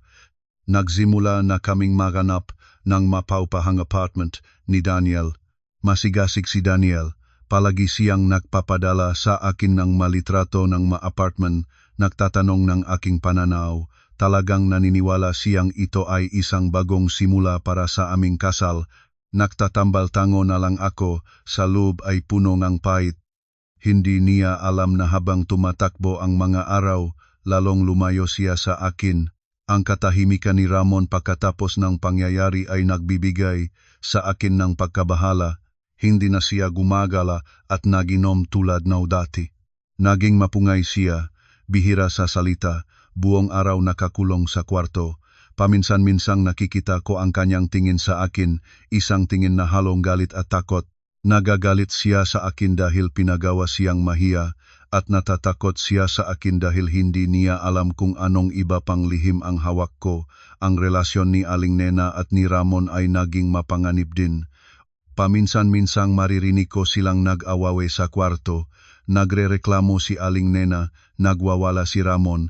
Ang bitak sa pamilya, nila ay lalong lumalawak at kailangan ko lamang ng isang magaang na tinda pa. Isang linggo pagkatapos, tumawag si Benjie. Maria, mayroon na akong ilang paunang impormasyon. Mukhang mas komplikado pala ito kaysa sa inaakala mo. Seryoso ang boses niya. Sinabi ni Benji na nakakita siyang ilang lumang kapitbahay ni Aling Nena. Kinumpirma nila na noong una ay may relasyon si Aling Nena sa isang lalaking nagngangalang Miguel Aguilar, anak ng isang mayamang pamilya sa lugar. Ngunit nag-asawa ng iba si Miguel at si Aling Nena ay nagmadaling ikasal din sa biyenang lalaki ko. Ang pagkakaroon niya ng anak bago kasal ay totoo, ngunit lahat ay naniniwala na ito ay anak ng biyenang lalaki ko. Ngunit may isang kakaibang detalye, Maria, nagpatuloy si Benji. Nahanap ko ang isang lumang kaibigan ni Miguel Aguilar. Sinabi ngang lalaking iyon na pagkatapos nilayuan ni Miguel si Aling Nena, hindi siya agad nag-asawa. Pumunta siya sa Espanya para mag-aral at nananatili siya roon. Buhay pa siya ngayon at isang kilalang arkitekto sa Barcelona. Ang impormasyon ay nagpanginig sa akin. Ang sulat na nagpapaalam ay peke pala. At marong isa pa, atubili si Benjie. Nahanap ko ang address ng pamilya ni Miguel Aguilar dito sa Pilipinas. Nakatira pa sila sa lumang bahay nila. At ang pinuno ngang pamilya ngayon ay si Ginang Esperanza, biyuda ngang namatay ng nakakatandang kapatid ni Miguel. Naramdaman ko na umikot ang aking isipan. Ang kwento ay lalong nagiging komplikado. Parang nagtatantya akong isang sinulit at habang hinihila, lalong nangunguna ito sa mas nakakatakot na lihim. Nakpasya akong kailangang hanapin si Ginang Esperanza. Hindi ko alam kung sino siya o anong kaugnayan niya sa kwento, ngunit ang aking instinct ay nagsasabing siya ang susi para mabuksan ang lahat. Sinabi ko kay Daniel na pupunta ako sa probinsya para bisitahin ang aking magulang ng ilang araw. Hindi siya nag-alinlangan, nagpaalala lamang na mag-ingat sa biyahe. Hindi ako pumunta sa probinsya. Hinanap ko ang address ng bahay na ibinigay ni Benji. Ito ay isang matandang bahay na nakatayo sa isang tahimik na eskinita sa sentro ng lungsod. Nakatayo ako sa harap ng gate, matagal na nag-aatubili. Ngunit naisip ko ang lahat ng kahihiyang naranasan ko. Naisip ang aking dignidad na natapak-tapakan, pinaglakas loob ang aking sarili at pinindot ang kampanilya. Isang kasambahay ang lumabas para buksan ang gate. Sinabi ko na nais kong makita si Ginang Esperanza. May napakamahalagang usapan. Pagkatapos ng ilang sandali, lumabas ang isang babae na halos 60 taong gulang na. Maliit ang katawan ngunit nagpapahiwatig ng karangalan at autoridad. Tumingin siya sa akin mula ulo hanggang paang ang isang matalas na tingin. Sino ka? Bakit mo ako hinahanap? Ginang, Maria po ang pangalan ko. Gusto ko pong magtanong tungkol sa isang bagay na may kaugnayan kay Miguel Aguilar. Nanginginig ang aking boses. Sa pagkarinig ng pangalang iyon, nagbago ang kulay ng mukha ni Ginang Esperanza. Tahimik niyang tiningnan akong ilang sandali at nagsabi ng isang salitang lubos akong nagulat. Pumasok ka, matagal na kita hinihintay. Ang sinabi ni Ginang Esperanza, matagal na kita hinihintay ay ganap na nagulat sa akin. Kilala niya ba ako? Bakit siya naghihintay? Sumunod ako sa kanya sa loob ng bahay. Puso ko ay puno ng tanong. Ang sala ay inayos sa klasikong istilong karangyaan. Lahat ng kagamitan ay nagpapahiwatig ng pagiging matanda, ngunit maingat na pinananatili. Inanyayahan ako ni Ginang Esperanza na umupo sa velvet sofa at mismong siya ang naghanda ng isang tasa ng mainit na tsaa. Ikaw ba ang asawa ni Ramon? Tinanong niya ng mahinahon habang ginagawa ang tsaa. Hindi po, asawa ko si Daniel, ang kapatid ni Kuya Ramon. Nagwasto ako, ngunit sa loob ko ay lalong nalilito. Alam din niya ang pangalan ni Ramon. Naintindihan ko, patawad, matanda na ako kaya may kaunting pagkakamali. Ngunit dumating ka rito dahil sa usapin ni Ramon, tama? O naman. Tumango ako, nagpasya na hindi nahihinto. Nang matuklasan ko ang ilang bagay tungkol sa nakaraang kasaysayan ng biyenan ko, si Aling Nena at kay Miguel Aguilar, na ginala akong si Kuya Ramon ay maring anak ni Miguel. Wala si Ginang Esperanza na nagulat. Huminga lamang siya ng malalim, nilanghap ang tsaa. Ang iyong pag-aalinlangan ay tama. Si Ramon ay talagang ang anak ng tiyuhin ko si Miguel, kapatid ng namatay ko asawa. Sinabi niya ng mahinahon parang nakukwento tungkol sa ibang tao. Napatigil ako kahit nahanda na ang aking loop nang marinig ang katotohanang kinumpirma ngang isang taong nandun mismo, hindi pa rin ako maiwasang mapanganga. Bakit inabandona ni Miguel ang magina? Iyon ay isang mahabang kwento at isang pang-aabuso na matagal na naming dala NG pamilya ko. Nagsimulang magkwento si Hinang Esperanza, ang boses niya ay malungkot. Inaalakan ako pabalik sa nakaraan na may hit 30 taon na ang nakalipas. Inihayag niya na si Miguel at si Aling Nena ay dating nagmamahalan ng lubos. Si Miguel ay isang kahangahangang binata. Si Aling Nena naman ay isang maganda at matalinong dalaga. Nagbunga ang kanilang pag-ibig kay Ramon, ngunit tanda na nilang ipapaalam sa magkabilang pamilya ay isang sakuna ang nangyari. Ang nakakatanda kong kapatid, asawa ko na si Miguel, ay biglang namatay sa isang aksidente sa kalsada. Patay ang aking asawa, nag-isa akong naiwanan kasama ang napakalaking ari-arian ng pamilya at isang batang anak. Noon ay nagulo ang pamilya. Maraming naghihintay sa labas na nag-abang. Si Miguel ang nag-isang lalaking natira sa bahay. Piniliti, enigiana magulang, nakaiking asawa si Miguel, nadaling ang lahat, enigi responsibilidad.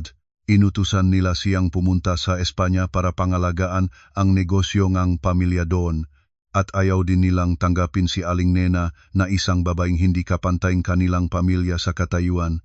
Ngunit paano ang liham na nagpapaalam? Tinanong ko, ang sulat na iyon ay ako ang sumulat. Umamin si Ginang Esperanza ng isang katotohanang nakpadapa sa akin. Noon ay kakabalo ko pa lamang at kinakaharap ang panganib na mawala ang ari-arian. Naging makasarili ako, natakot. Natakot na ang pagdating ng mag-ina ay lalong magpapalalang ang sitwasyon. Ginamit ko ang pangalan ni Miguel para sumulat ng sulat na iyon para ganap na putulin ang pag-asa ni Aling Nena. Sinanyas ko na napilitan si Miguel na mag-asawa ng ibang babae ayon sa plano ng pamilya. Iniyak ko ang aking isipan. Pagkatapos nun anong nangyari? Hindi alam ni Miguel ang anumang bagay.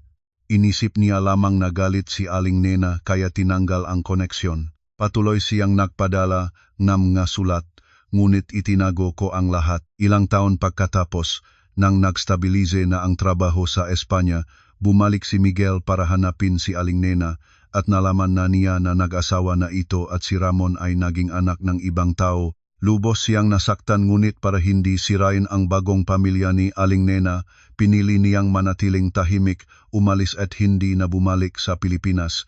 Pinunasan ni Ginang Esperanza ang luha niya. Lahat ay kasalanan ko. Dahil sa sarili kong kasakiman ay nagdulot akong trahedya sa napakaraming tao. Umupo akong walang kibo. Ang katotohanan ay mas malupit pa kaysa sa naisip ko. Si Aling Nena ay hindi pinalaya. Siya ay biktima ng isang panlilinlang, isang paghihiwalay. Ang lalaking iyon ay hindi kailanman inabandona siya. Ang aking galit sa sina Aling Nena at Ramon ay bahagyang humupa, pinalitan ng simpatiya. Sila rin ay mabiktima. Bakit ngayon na sinasabi mo sa akin ang mabagay na ito? Tinanong ko. Tumingin sa akin si Ginang Esperanza, puno ng pagkakasala ang tingin, sapagkat pinagmasdan ko ang iyong kwento sa nakaraang panahon. Alam ko na ikaw rin ay biktima ng pamilyang iyon. Alam kong hindi maganda ang ipagtrato ni Ramon sa iyo. Naramdaman ko na may bahagi akong responsibilidad. Hindi ko maaring hayarang ang aking pagkakamali sa nakaraan ay magpatuloy na magdulot ng sakit sa ibang tao sa kasalukuyan. Nais kong ibalik ang katotohanan sa lahat. Ibinigay niya sa akin ang isang maliit na kahon na gawa sa kahoy.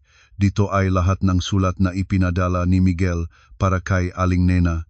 Masulat na itinago ko at pati na rin ang kasalukuyang address at numero ni Miguel sa Barcelona. Gamitin mo ito. Gamitin para tapusin ang trahedyang ito. Hayaan ang Aling Nena na malaman na hindi siya kailanman inabandona. At hayaan si Ramon na malaman na hindi siya anak na walang ama. Kinuha ko ang kahon, naramdaman ang bigat ng isang buong nakaraan sa aking makamay. Nasa akin na ang tunay na bomba, isang katotohanan na maaring baguhin ang kapalaran ng lahat. Umalis mula sa bahay ni Ginang Esperanza, hindi agad umuwi. Naganap akong isang tahimik na kafe, umupo ng mag-isa at nagnilay. Anong gagawin ko sa katotohanan ito? Kung ilalantad ko ito, ang pamilya ng aking asawa ay masisira.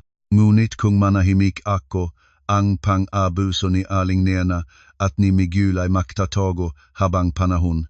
At saka napagtanto ko hindi na ito labanan ng sarili ko lamang. Ito na ay isang labanan para sa katotohanan at ako sa isang pagkakataon ay naging tagapag-alaga ng misyong iyon. Tiyak sa sandaling iyon, nagring ang aking telepono, si Daniel. Maria, nagwawala na naman si nanay. Sinabi niya na kung hindi kayo makalipat sa katapusan ng linggong ito, pupunta siya sa iyong opisina at gagawa ng gulo. Punong pagkatalo ang boses ni Daniel. Huminga ako ng malalim, nawala na ang pag-aatubili sa akin. Uwi ka na, sabihin mo sa nanay at pati na rin kay Kuya Ramon. Sa katapusan ng linggong ito ay mag-organisa ako ng isang pagtitipon ng pamilya. Lahat ay dapat naroon. May isang napakamahalagang bagay akong kailangang sabihin ng isang beses para matapos na. Gusto ba ni Aling Nena ng isang huling dula? Sige, bibigyan ko siya ng isang dula na lahat sila ay magiging artista at ang katotohanan ang magiging direktor. Ang aking mungkahingang pagtitipon ng pamilya ay lubos na nagulat kay Daniel, ngunit pumayag siya para may paabot ito. Marahil sa kaibuturan niya ay gusto rin niyang maayos ang lahat. Napagod na rin siyang nasa pagitan ng nanay, kuya at asawa. Ang pagtitipon ay itinakda sa linggo ngang gabi sa mismong bahay kung saan naranasan ko ang napakaraming kahihiyan.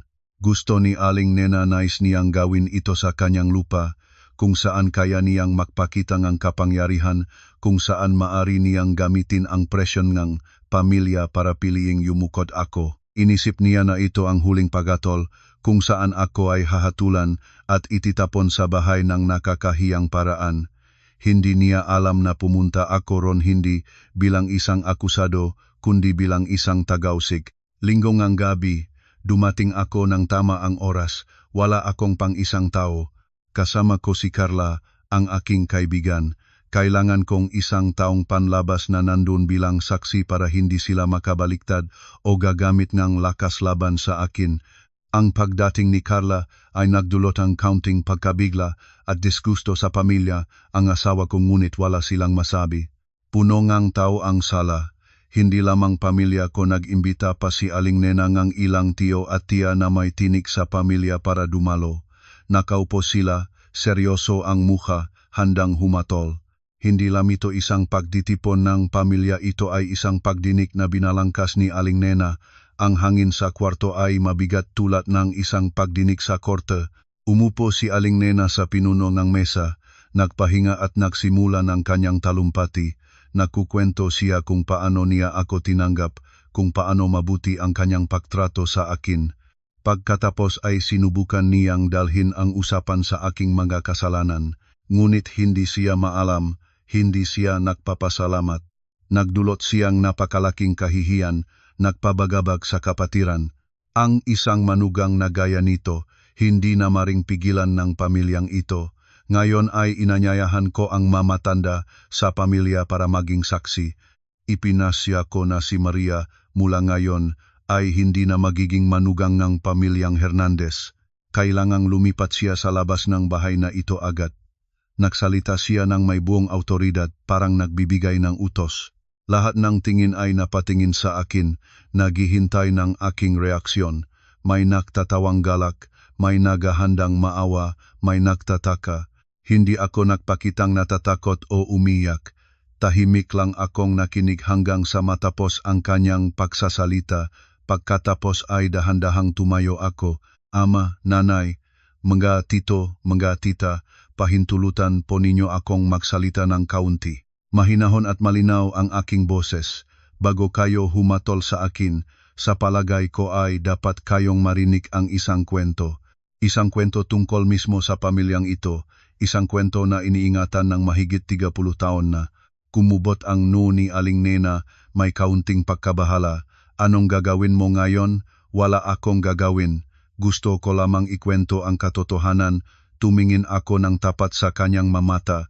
Nanay, natandaan ba ninyo ang isang lalaking nagngangalang Miguel Aguilar? Sa pagkarinig ng pangalang iyon, biglang nagbago ang mukha ni Aling Nena. Pumuti siya, nanginginig ang mga labi. Ano ang sinasabi mo? Hindi ko kilala ang sinumang Miguel. Hindi totoo iyon, nanay. Ngumiti ako ng may pait. Baka hindi rin ninyo matandaan ang masulat pag-ibig na ipadala niya sa inyo o ang mapangako ng isang masayang kinabukasan. Binuksan ko ang kahon ng kahoy na ibinigay ni Ginang Esperanza. Kinuha ang tumpok ng naninilaw na mga sulat at inilapag sa mesa. Ito, maaring tingnan NG lahat ito ay mga sulat na ipinadala ni Miguel para sa inyong nanay mula sa Barcelona. Mga sulat na hindi kailanman natanggap ngang nanay. Nakagulo ang buong kwarto. Ang lahat ay nagsimulang magbulong-bulungan. Si Daniel at si Ramon ay tumingin sa mga sulat at pagkatapos sa nanay nila, punong kalituhan ang mukha. Ikaw, saan mo kinuha ang mga bagay na ito? Natampal si Aling Nena, ang boses ay puno ng takot. Iyon ay hindi mahalaga, mahalaga ang nilalaman nito. Kinuha ko ang isang sulat, nagsimulang basahin ng malakas. Binasa ko ang tungkol sa kanilang pag-ibig, sa batang inaasahan nila, sa plano ngang isang kasal. Pagkatapos ay binasa ko ang huling sulat, ang sulat na isinulat ni Miguel nang malaman niyang nag-asawa na si Aling Nena. Nena, bakit ka nagmadali? Naglakbay ako ng ilang taon para ayusin ang lahat, para may bigay sa inyo nga mas magandang kinabukasan. Bakit hindi ka naghintay sa akin? Saan ako nakamali? Huminto ang aking boses hindi dahil naawa sa kanila kundi dahil naramdaman ko ang lupit ng kapalaran. Inilapag ko ang sulat, tinanaw ang lahat sa kwarto. Nakita na ba ang lahat? Ang aking biyenan, hindi siya pinalaya. Siya ay biktima ng isang pandaraya, isang pagpapagiwalay. Ang lalaking iyon ay hindi kailanman inabandona siya. Lumingon ako kay Ramon, nakatayo ng parang estatwa. Kuya Ramon, hindi ka anak na walang ama. Ikaw ay resultang isang tunay na pag-ibig. Ang iyong ama, siya ay isang mahusay na lalaki at hindi ka niya kailanman tinalikuran. Ang buong kwarto ay nabalot ng katahimikan. Walang nakaalam kung paano tutugon sa katotohanang labis na bigla at nakakagulat. Umupo si Aling Nena, parehong kamay ay nakatakip sa mukha, umiyak ng uupon. Ang maluha na iningatan niya ng napakaraming taon ay hindi na mapigilan pa. Si Ramon ay nayugyog, tinitiknan ang nanay niya at pagkatapos ang mga sulat sa mesa. Tila hindi niya tinatanggap ang katotohanan ito. Ang pagtitipon ng pamilya para humatol sa akin ay naging isang eksena na nagbubunyag ng pinakamapamanggal na lihim ng pamilya nila. Nagtagumpay akong baguhin ang direksyon ng panganib, ngunit alam ko na hindi pa ito tapos. Kapag isang malaking lihim ay nabunyag na, dala-dala nito ang isang malaking lindol. At walang sinuman ang makapagula kung pagkatapos ang lindol na iyon, anong mananatili at anong mananatiling guibahin habang panahon. Habang ang pamilya ay nakalubog sa bigla, naisip ko dapat ko ba itong ituloy at ilantad ang krimen na plano ni Ramon laban sa akin. Kung ikaw ang nasa kalagayan ko, ano ang iyong gagawin? Ivan ninyo sa komento ang inyong makasalobin. Ang sala, na ilang minuto pa lang ay isang hukuman para sa pahatol sa akin, ay ngayon ay nabalot ng isang mabigat na katahimikan. Natitira na lamang ang iyak ni Aling Nena at ang mabigat na pahinga ng lahat. Ang bombangang katotohanan na aking pinagputok ay ganap na winasak ang pundasyon ng pamilyang ito. Ibinunyag ang lahat ng pagsisinungaling. Inilantad ang mga sugat na maganangang mahigit 30 taon na. Ang mga matanda at makapangyarihan sa pamilya, ang mga inimbitahan ni Aling Nena para maging mga hukom, ay ngayon ay tahimik na nakaupo, hindi alam kung anong isasagot. Dumating sila para humatol sa isang manugang, ngunit naging mamanonot sila ngang isang trahedya ng pamilya. Ang kanilang tingin kay Aling Nena ay hindi napagalang kundi simpatiya na halo ngang pag-usisa. Si Ramon ang unang pumutol ng katahimikan, wala na ang dating kayabangan. Nagpadabog siyang lumakat, kinuha ang isang sulat sa mesa, nanginginig ang makamay. Tinanaw niya ang magali niya at pagkatapos ay tumingala sa nanay niya. Ang boses ay nawaglit. Nanay, totoo ba ang maito? Ang tatay ko, ang lalaking ito hindi niya natapos ang pangungusap. Walang sumagot si Aling Nena, yumuko na lamang sa balikat ni Daniel, lalong nagiyak. Ang katahimikan niya ang pinakamatibay na pagkumpirma. Nayugyog si Ramon, natumba ang ilang hakbang, pagkatapos ay humarap siya at tumakbo palabas ng bahay na parang nababalif. Kailangan niya na oras para harapin ang katotohanang ang buong buhay niya ay nabuhay sa loob ng isang panlilinlang na ang amang palagi niyang inaalalayan ay ganap na ibang tao. Nang umalis na si Ramon, tila naubusan ng luha si Aling Nena. Tumayo siya, tinanaw ako, isang napakakomplikadong tingin may galit, may kahihiyan, ngunit may kaunting pasasalamat. Ikaw, kontento ka na ba? Bumubulong ang boses niya. Winasak mo na ang pamilyang ito. Tumingin ako ng tapat sa kanyang mamata. Ang boses ko ay wala na galit, may pagod na lamang. Hindi ko nawasak ang anumang bagay, nanay. Ibinalik ko lamang ang katotohanan sa mga bagay na matagal nang nasira. Biktima rin ako, naiintindihan ba ninyo? At pagkatapos ko ay nagpasya na panahon na para itapon ang huling pagsalakay, hindi para magiganti kundi para palayain ang aking sarili. Ayaw ko nang mabuhay na punong traumas sa gabing iyon. Lumingon ako sa mga nakatatanda sa pamilya, malinaw ang boses. Magatito, magatita, ang nakaraang kwento ng nanay ay napakasakit, ngunit ang dahilan kung bakit kailangan ko itong ibunyag ngayon ay dahil ito ay direktang kaunay ng isa pang krimen. Isang krimeng binalak ni Kuya Ramon na gawin laban sa akin. Lahat sila muli ay natulala. Tumayo si Daniel, lumapak sa akin, mga mata na puno ng pagtataka. Maria, anong sinasabi mo? Daniel, hindi ko na ulitin ngang dalawang beses ito. Tumingin ako sa kanya, ang mga mata ay malamig tulad ng yelo. Tanungin mo ang iyong sariling konsyensya, ilang beses na ba akong nagsalita sa iyo tungkol sa mga ginagawa ng iyong kuya at anong masagot mo sa akin? Biro lang ang kuya mo, walang ibig sabihin. Nagsimula akong magkuwento. Inilantad ko ang bawat insidente, ang mga pang-aabuso, ang mga bastos na salita, ang sandaling naipita ko sa hagdan. Dinetalyado ko ang lahat. Wala ni isang detalye ang napalaktaw. Nais kong malaman ng lahat ng tao sa kwartong iyon ang takot at pagkasuklam na tiniis ko, at pagkatapos ay ibinunyag ko ang gabing iyon. Ang gabing pinilit ako ni Ramon sa dingding, ang kanyang ultimatum, isang gabi kapalit na kapayapaan ko sa bahay na ito. Nang sinabi ko ito, sumabog ang buong kwarto, mga bulong, magasumpa, nagsimulang magsalita ang lahat. Ang mga matanda ay nakapagtinginan, namumutla ang bawat isa. Nagbiglang tumayo si Daniel at lumapit sa akin. Hinawakan ang aking mga balikat. Hindi, imposible. Daniel, hindi ka naniniwala? Ngumiti akong may pait. Gusto mo bang malaman kung bakit nagising ang iyong kuya sa kwartong iyong nanay? Gusto mo bang malaman kung bakit nandun ang kanyang madamit? Hindi ko siya binigyan ng pagkakataon na tuparin ang kanyang banta. Nang ikaw, ang aking asawa, ay hindi na makaprotekta sa akin. Nang tumanggap si Aling Nena sa mga krimen ng kanyang anak, kailangan kong kumilos para sa sarili ko. Patuloy akong nakwento ng malinaw. Nagunwari akong pumayag sa kanya, inanyayahan siyang uminom ng alak na may halo, at personal ko siyang kinuha at inilipat sa kwarto ng nanay niya. Gusto kong makita mismong nanay niya, ang taong nagbingi-bingihan sa aking sakit, ang tunay na mukha ng anak na paborito niya. Inilabas ko ang lahat, walang pag-aatubili, wala na akong kahihiyan o takot. Ginawa ko ang tama, pinoprotektahan ko ang aking sariling dignidad. Nagsisinungaling ka, sumigaw si Aling Nena, ngunit ang sigaw niya ay mahina at walang lakas. Hindi kailanman gagawang ganong bagay ang anak ko. Patuloy pa rin kayong nagtatanggol sa kanya, nanay. Tinanaw ko siya. Punong awa ang tingin. Sige, tanungin na ninyo siya. Tanungin kung bakit hindi na siya makatingin sa aking mga mata pagkatapos nga araw na iyon. Tanungin kung bakit tahimik lang siya ng palo at suntok ng nanay. Ang katotohanan ay inilantad na ng maliwanag at walang pagtatago.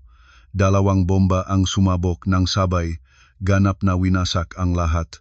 Hindi natiis ni Aling Nena ang napakamalaking pagkabigla na himatay siya. Si Daniel ay nakatayo ng nakakandado ang paa, dumadaloy ang luha sa pisngi. Hindi siya umiyak para sa nanay niya, umiyak siya dahil sa kanyang sariling duwag at pagkakasala. Ang makamag-anak ay nagmadaling pumunta, may nagtulong sa nahulog na Aling Nena, may tumawag ng ambulansya, may nagturo-turo at nagbulong-bulungan. Ang pagtitipon ng pamilya ay naging isang kaguluhan. Sa gitna ng lahat na iyon, tahimik akong lumakad patungo kay Carla. Siya ay naupo ng tahimik mula sa simula hanggang katapusan bilang saksing lahat. Hinawakan niya ang aking kamay at hinigpitan ito. Napakahusay mo, Maria. Tayo na, Carla, sinabi ko, ang boses ko ay naubusan na. Tapos na ang lugar na ito para sa akin. Lumingon ako at lumakad palabas nang hindi tumingin ng kahit isang beses. Hindi ko na kailangang panorin ang kanilang pagbagsak. Kailangan ko lamang malaman na mula sa sandaling ito, malaya na ako. Isang tunay na kalayaan na ipinagpalit ng luha, kahihiyan at pati na rin ng isang pambihirang tapang. Lumipas na ang bagyo at pagkatapos ng bagyo, tiyak na magiging maliwanag muli ang langit. Sabay-sabay na umalis kami ni Carla mula sa bahay na iyon tulad ng 2 taong tumatakbo mula sa isang sunog. Sa likod namin ay ang malakas na siren ng ambulansya, masigaw ng tao, iyak isang larawan ng kaguluhan at kasira-siraan, ngunit sa loob ko ay isang kapayapaang kakaiba. Pakiramdam ko ay katatapos lang bumabang isang napakabigat nagpasan na 3 taon na ring nakasabit sa aking magabalikat. Hindi agad umuwi sa aking tinitirhan. Dinala ako ni Carla sa isang maliit na tea house sa tabing ni ilog. Umupo kami sa isang sulok na nakatingin sa patag na tubig. Ang hangin ng gabi ay humihipas ng malambot, nagdadala ng malamig na halimuyak, unti-unting nagbabalik ang aking kalmahan. Anong gagawin mo pagkatapos? Tinanong ni Carla pagkatapos ng matagal na katahimikan. Hindi ko na alam. Umamin ako. Alam ko lamang na hindi na ako makakabalik doon. Tapos na ang lahat. Paano si Daniel? Magde-divorce ka ba? Sa tingin ko ay bumuntong hininga ako.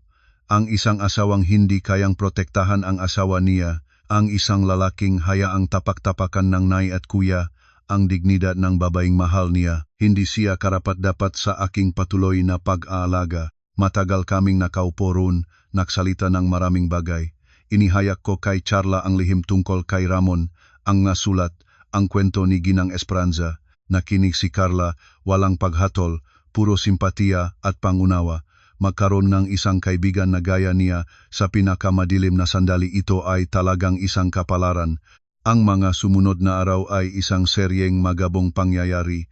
Ang nangyari sa bahay ng aking asawa ay naging malaking iskandalo sa pamilya at kumalat sa buong kapitbahayan. Nagbulong-bulungan ang mga tao. May nagsabing matalinong taktiko ako at nabaliktad ko ang sitwasyon. May nagsabi naman na walang awa ako at winasak ang isang buong pamilya.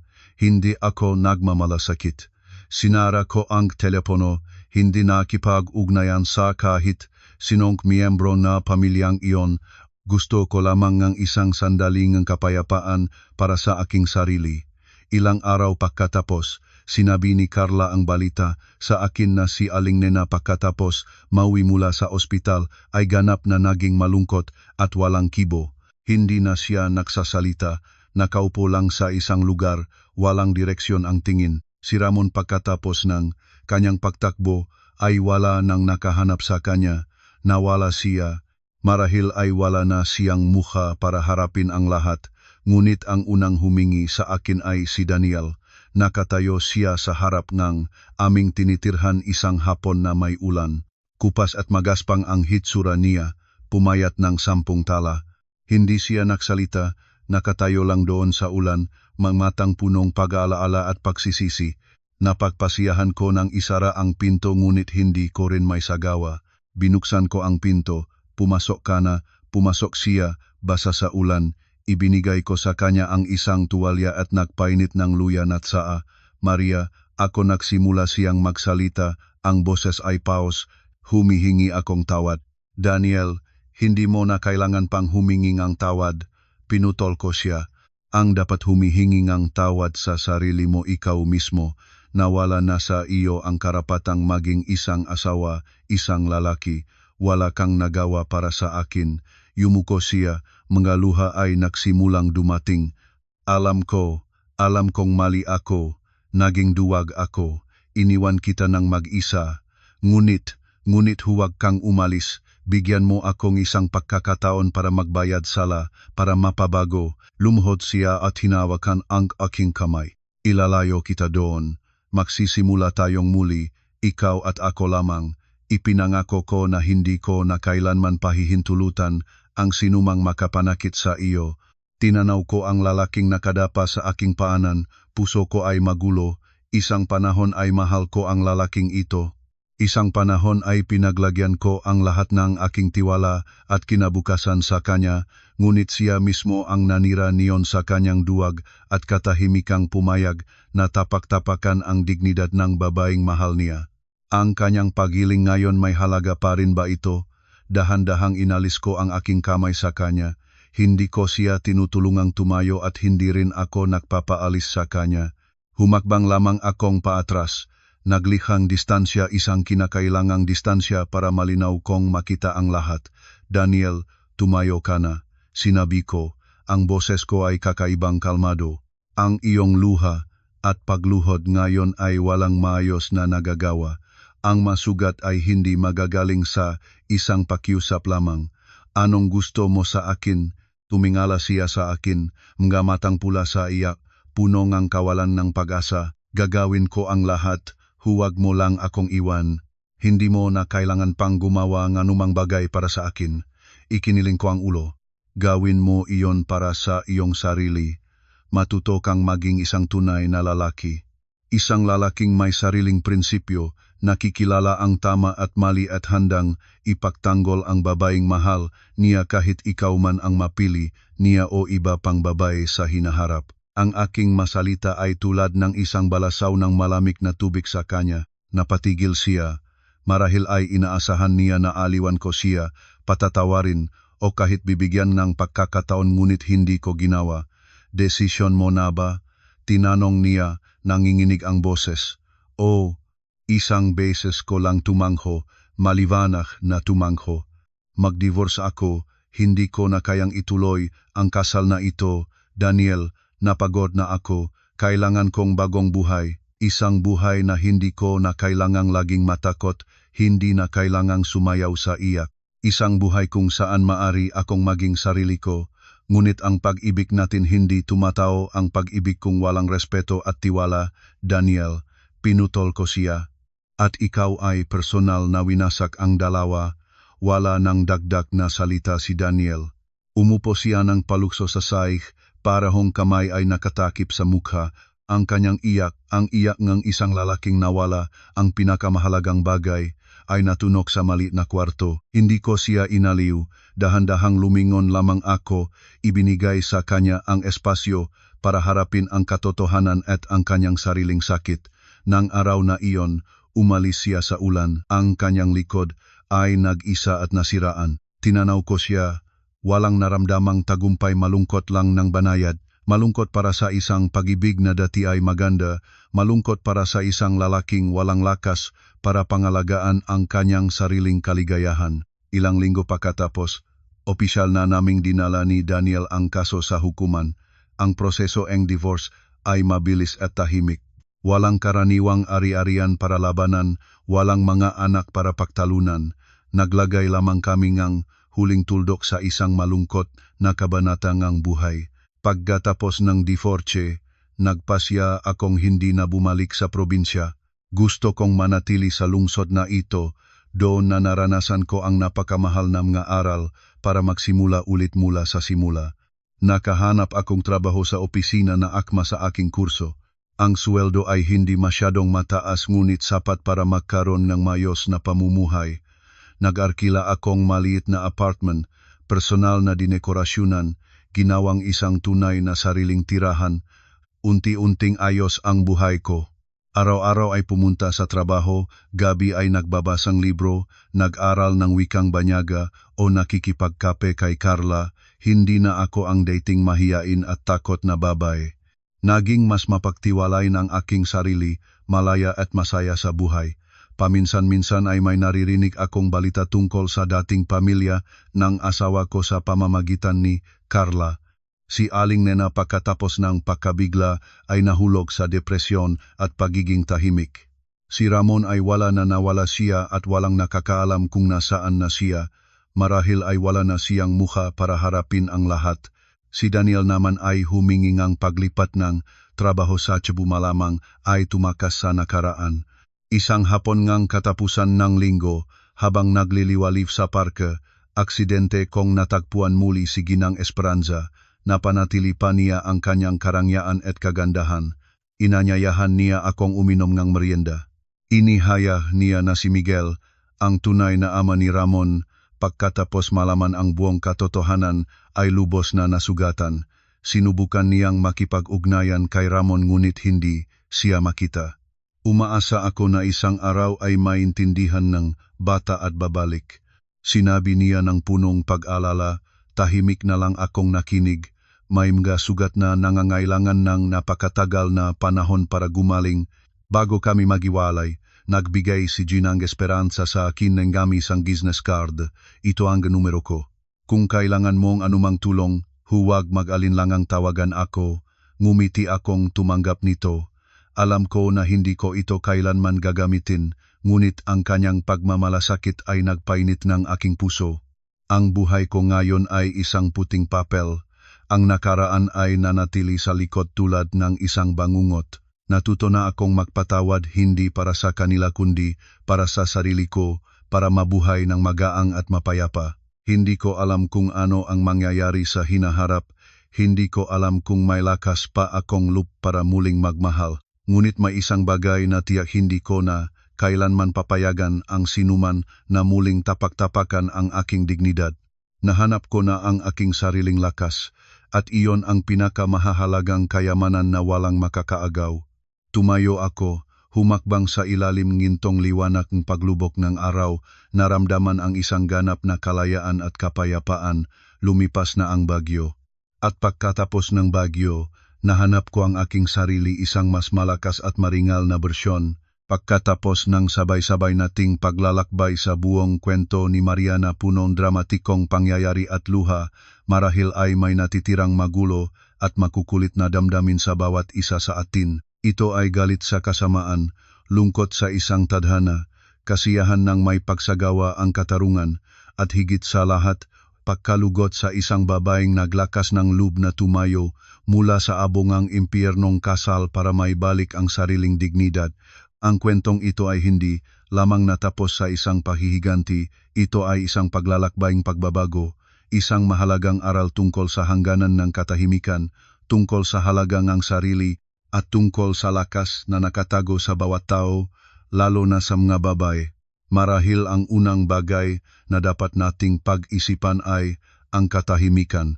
Sa ating kultura, ang babae ay madalas na tinuturuan ng pasensya, ng kasabihang matiisin mo para manatiling mapayapa ang tahanan. Ang 3 taon katahimikan ni Maria ay larawan ng banal na katangiang ito. Nagtiis siya, nagdusa, umaasa na ang kanyang paghahandog ay makikilala, na isang araw ay may intindihan ng biyenan, poprotektahan ng asawa, at titigil ang kuya ng asawa. Ngunit pinabalewala ngang realidad ang lahat ng iyon. Ang kanyang katahimikan ay hindi itinuturing na kabutihan, ito ay pinaktawanan. Ang kanyang pagtitis ay hindi nagbungang kapayapaan. Ito ay naging pataba para sa kasamaan at pagkamakasarili. Ang kuyang asawa ay itinuturing ang kanyang katahimikan bilang lihim na pahintulot sa kanyang mabababang gawi. Ang biyenang babae ay itinuturing ang kanyang katahimikan bilang katibayan na siya ay isang mapagpasakop na manugang, madaling gamitin. At pinakamasakit, ang asawa niya ay itinuturing ang kanyang katahimikan bilang isang bagay na karaniwan, pagkatapos ay pinili rin nito ang manatiling tahimik sa harap ng sakit ng kanyang asawa. Ang aral dito, kailangan nating malinaw na makilala ang pagkakaiba ng pagtitiis at pagsuko. Ang pagtitiis ay isang marunong na pagpili. Ang pagguha ng isang hakbang paurong para makasulong ng 3 hakbang. Ang pagiging tahimik para mapanood at hintayin ang pagkakataon. Ang pagsuko naman ay walang kondisyong pagtalo, pagtanggap na ipagpasya ng iba ang iyong kapalaran, ang voluntaryong pagiging dormat para sa pagkamakasariling iba. Ang katahimikan ay tunay na ginto lamang kapag kasama nito ang isang plano, isang paghahanda para sa aksyon. Nang nagpasya si Maria na lumaban, hindi siya sumiga, hindi siya nagreklamo. Katahimik na katahimik siyang gumawa ng plano, katahimik na naganap ng tulong, katahimik na inihanda ang bawat hakbang ng kanyang bitag. Ang katahimikan ngayon ay hindi ng isang biktima, kundi katahimikan ng isang mandirigma na naghihintay sa tamang sandali. Kaya naman, kung ikaw ay nasa katulad na sitwasyon, tanungin ang iyong sarili, ang iyong katahimikan ba ay nagtutulong sa iyo o nagpapatay sa iyo? Huwag hayaang ang katahimikan ay maging kasabwat ng kasamaan. Minsan ay ang isang boses, kahit mahina man, ay simula ng isang revolusyon para maibalik ang sariling buhay. At ito ay nagdadala sa atin sa pinakakaibang karakter sa kwento si Daniel na asawa. Hindi siya isang ganap na masamang tao tulad ni Ramon. Hindi rin siya malupit at matakaw tulad ni Aling Nena. Sa isang paraan, siya rin ay biktima ng kanyang sariling duwag at kahinaan.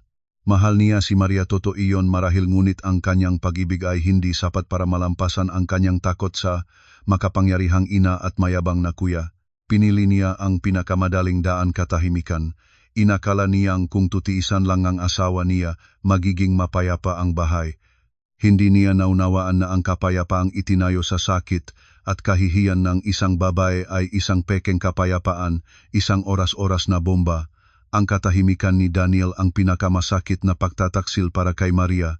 Mas hindi katakutan ang matamaan ng kaaway kaysa sa mapabayaan ng pinakakatiwalaang sundalo. Kaya naktis si Maria sa kritisismo ng biyenan, sa pang-aabuso ng kuya ng asawa, ngunit hindi niya natis ang katahimikan ng asawa. Sapagkat ang katahimikang iyon ay nag-alis sa kanyang huling pag-asa, nag-alis ng pakiramdam na poprotektahan siya, ingatan sa sariling tahanan. Ang kwento ni Daniel ay isang babala para sa lahat ng mga lalaking may papel na asawa o anak sa pamilya. Ang pagiging haliging tahanan ay hindi lamang nangahulugang kumita ng pera, nangangahulugan ding magkaroon ng sariling prinsipyo, malaman kung kailan ang tamang tumutol, at mangahas na tumayo para sa katarungan, para protektahan ang taong iyong iniibig, kahit man ang kalikabisan ay galing sa sariling mga mahal sa buhay. Ang pagiging matapat sa magulang ay hindi kaparehong pagiging bulag. Ang pagmamahal sa pamilya ay hindi nangangahulugang pagpayag sa kamalian. Kung una pang nagsalita si Daniel ng malinaw at matapang, kung sinabi niya sa kanyang kuya, "Manugang ko si Maria," igalang mo siya kung sinabi niya sa kanyang nanay, "Nanay, si Maria ang aking asawa," pakiusap na huwag siyang tratuhin ng ganyan. Marahil ay hindi na sana nangyari ang trahedya, ngunit hindi niya nagawa iyon, at ang presyo ay ang pagkawala ng babae na labis niyang minahal. Ngunit ang pinakamalaking at pinakamahalagang aral mula sa kwentong ito ay ang lakas ng isipan at tapang ng naipit sa dulong daan, nang wala ng sinumang umasa. Hindi pinili ni Maria ang pagsuko o pag-asa. Ginawa niya ang damdamin at galit na maging aksyon. Ngunit hindi ito isang walang pag-isip na kilos, ito ay isang maingat na inisip na plano, isang larong palad kung saan isinugal niya ang buong buhay niya. Hindi siya humarap ng may lakas, humarap siya ng may isip. Hindi siya sumigaw, ginamit niya ang katahimikan para itago ang kanyang layunin.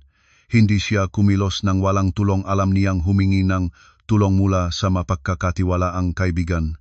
Bawat hagbang ng pagkilos ni Maria, mula sa pagbili ng gamot para sa pagtulog, paggawa ng eksena na nahulog ang lola, hanggang sa paggawa ng isang hindi may tatangging eksena, lahat ay nagpapakita ng isang pambihirang katalinuhan at determinasyon.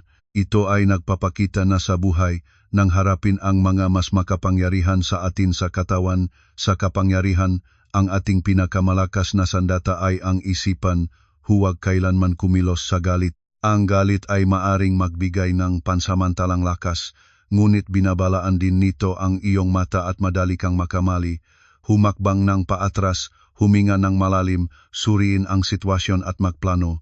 Ang iyong kaaway ay maaring marahas ngunit madalas silang mapagmataas at walang pag-iingat. At iyon ang kanilang pinakamahihinang bahagi na maaari mong samantalahin. Sinamantala ng husto ni Maria ang pagmamataas ni Ramon.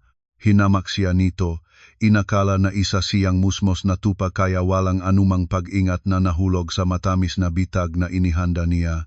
Ang kwento ni Maria ay isang malinaw na halimbawang lumat makapilipinong kasabihang ang matalino ay hindi pinapalo, nakikipaglaban ng marunong. Ginamit niya ang pagkukunwaring pagsuko para mapahina ang kaaway. Ginamit niya ang pagiging mahina ng isang babae bilang takip sa isang bakal na kalooban. At sa wakas, ang kwento ay nagbunyagang mukhang tinatawag nilang karangalan ng pamilya kapag ito ay ginagamit bilang isang kasangkapan para sa pang-api at kontrol. Si Aling Nena ay lagi sa bibig ang dignidad, ang dapat na kilos ngang isang mabuting manugang ngunit siya mismo ang nagpayag sa bastos na gawing ang kanyang panganay. Siya mismo ang nagtatagong isang napakamalaking lihim mula sa nakaraan. Ang dignidad na nais niyang pangalagaan ay hindi ang tunay na karangalan ng pamilya kundi isang takip sa kanyang sariling pagkamakasarili at kapangyarihan. Ng isang pamilya ay naglalagay ng karangalan ng mas mataas kaysa sa katotohanan at pagmamahal sa kapwa. Ang pamilyang iyon ay bulok na sa kaibuturan. Ang pagtitipon ng pamilya na inayos ni Aling Nena upang humatol kay Maria ay kabaliktaran ng kanyang inaasahan. Doon ay nabunyag ang lahat ng pinakamarumi nilang lihim. Ang aral, huwag kailanman gamitin ang tradisyon o karangalan para bigyang katwiran ang mga maling kilos. Ang isang tunay na marangal na pamilya ay isa na nagbibigayan na respeto, nagmamahal at nagpoprotekta sa bawat miyembro, hindi isang pamilya na gumagamit na mahigpit na panuntunan para pumilit at sumaktan na iba. At kapag ikaw ay biktima ng ganoong nakakalason na karangalan ng pamilya, huwag matakot na tumayo at ilantad ang katotohanan, sapagkat ang katotohanan, gaano man ito masakit, ay laging may lakas para linisin at palayain. Ang paglalakbay ni Maria mula sa isang tahimik na biktima hanggang sa isang malaya at marangal na babae ay isang paglalakbay na puno na luha ngunit pati na rin ay napakariliwanag. Nawala siyang isang asawa at isang pamilya ng asawa ngunit nahanap niya ang pinakamahalaga, ang kanyang sarili. Ang desisyon niyang mag-divorce kay Daniel kahit matinding pakiusap nito ay isang napakalakas na desisyon. Nagpapakita ito na hindi na siya pinagaharian ng nakaraan, hindi na siya namumuhay para sa iba. Pinili niya ang mamuhay para sa sariling kaligayahan at dignidad. Iyon ang tunay na tagumpay. Ang tagumpay ay hindi kapag bumagsak ang iyong kaaway kundi kapag kaya mong ngumiti at lumakad sa iyong sariling daan ng malaya at mapayapa. Sa bilang ko bilang tagasulat ng kwentong ito, nais kong ibahagi ang ilan sa aking personal na pananaw nang binubuo ko ang karakter ni Maria. Hindi ko nais na siya ay isang superheroina. Gusto ko siyang maging isang karaniwang babae, may kahinaan at takot. Ngunit ang hirap ng sitwasyon ang nagpuwersa sa kanya na maging pambihira. Ang pinaka-nag-aalala sa akin ay ang psikolohikal na pagbabago mula sa isang mapagtiis na tao patungo sa isang taong naglakasloob na lumaban sa pamamagitan ng ganong matapang na plano. Hindi ito isang pagbabago sa isang araw. Ito ay resulta ng walang bilang na mga pinsala na naktipon tulad ng huling pata na nakpaapaw sa baso. Naniniwala ako na sa bawat babae, lalo na sa mga babaeng Pilipina, ay may ganong nakatagong lakas. Maari silang manahimik para sa pamilya, ngunit huwag silang piitin sa sulok kapag nangyari iyon. Ang kanilang lakas ay magpapagulat sa iyo. Ang karakter ni Daniel ay nagbibigay din ng pagdududa. Hindi siya ganap na masama, ngunit ang kanyang duwag ay ang tatak ng kasangkapan na pahiwatig na pumatay ngang pagmamahal at tiwala ng kanyang asawa. Sa ating lipunan, maraming lalaki ang katulad ni Daniel. Nakulong sila sa pagitan ng nanay at asawa, sa pagitan ng paggalang sa magulang at pag-ibig at sa huli ay pinili ang katahimikan na pagkatapos ay nawalan ng lahat.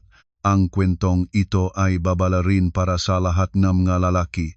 Kapag sumulat ako sa bahagi kung saan natuklasan ni Maria ang lihim tungkol sa pinagmulan ni Ramon, nais kong ipahayag ang isang mas malalim na mensahe. Kung minsan ay ang masamang tao ay may isang nakakaawa ring nakaraan, ngunit hindi iyon kailanman maaring maging katwiran sa kanilang mga kasalanang ginagawa sa kasalukuyan. Ang pagbubunyag ni Maria ng katotohanan ay hindi lamang para sa paghihiganti kundi para palayain ang lahat mula sa matanikala ng nakaraan. Hindi lamang niya iniligtas ang kanyang sarili ng dinia sadya, nalinis niya rin ang kaluluwa ni na Aling Nena at Ramon mula sa pagkukunwari. Ang sandaling nagpasya si Maria na mag-divorce kay Daniel para sa akin, iyong ang tunay na rurok ng kwento. Sapagkat nagpapakita iyon ng pinakamataas na antas ng pag-unlad ng karakter, kayang magpatawad ngunit pinili niyang huwag bumalik. Sapagkat naiintindihan niya na may mga bitak na hindi na maring ayusin at ang tunay na kaligayahan ay hindi ang subukang ayusin ang isang bagay na sira na, kundi ang magkaroon ng tapang na magsimula sa isang malinis na papel. Inaasahan ko na sa pamamagitan ng kwento ni Maria, ang mga nagtitiis ng tahimik ay makakakita ng kanilang sariling boses. Naniniwala ako na ang halaga ng isang tao ay hindi na sa dami ng kanyang tiisin kundi na sa paraan ng kanyang pangangalaga sa sariling dignidad. At sa huli, nais kong sabihin ang bawat isa sa atin ay may karapatan na mabuhay ng walang takot. Ang kwento ni Maria ay naksara na, ngunit ang paklalakbay na paghahanap ng sarili ng makababay sa ating paligid ay nakpapatuloy pa rin. Kung ang kwentong ito ay nagdikit sa isang bahagi ng iyong puso, kung nag-apoy sa iyo ang isang tapang, huwag itago sa iyong sarili. I-like ang video na ito bilang pagsuporta sa mga matatak na babae. Ibahagi ito para may pakalat ang mensahe tungkol sa dignidad at lakas sa mga nangangailangan nito ng higit sa lahat.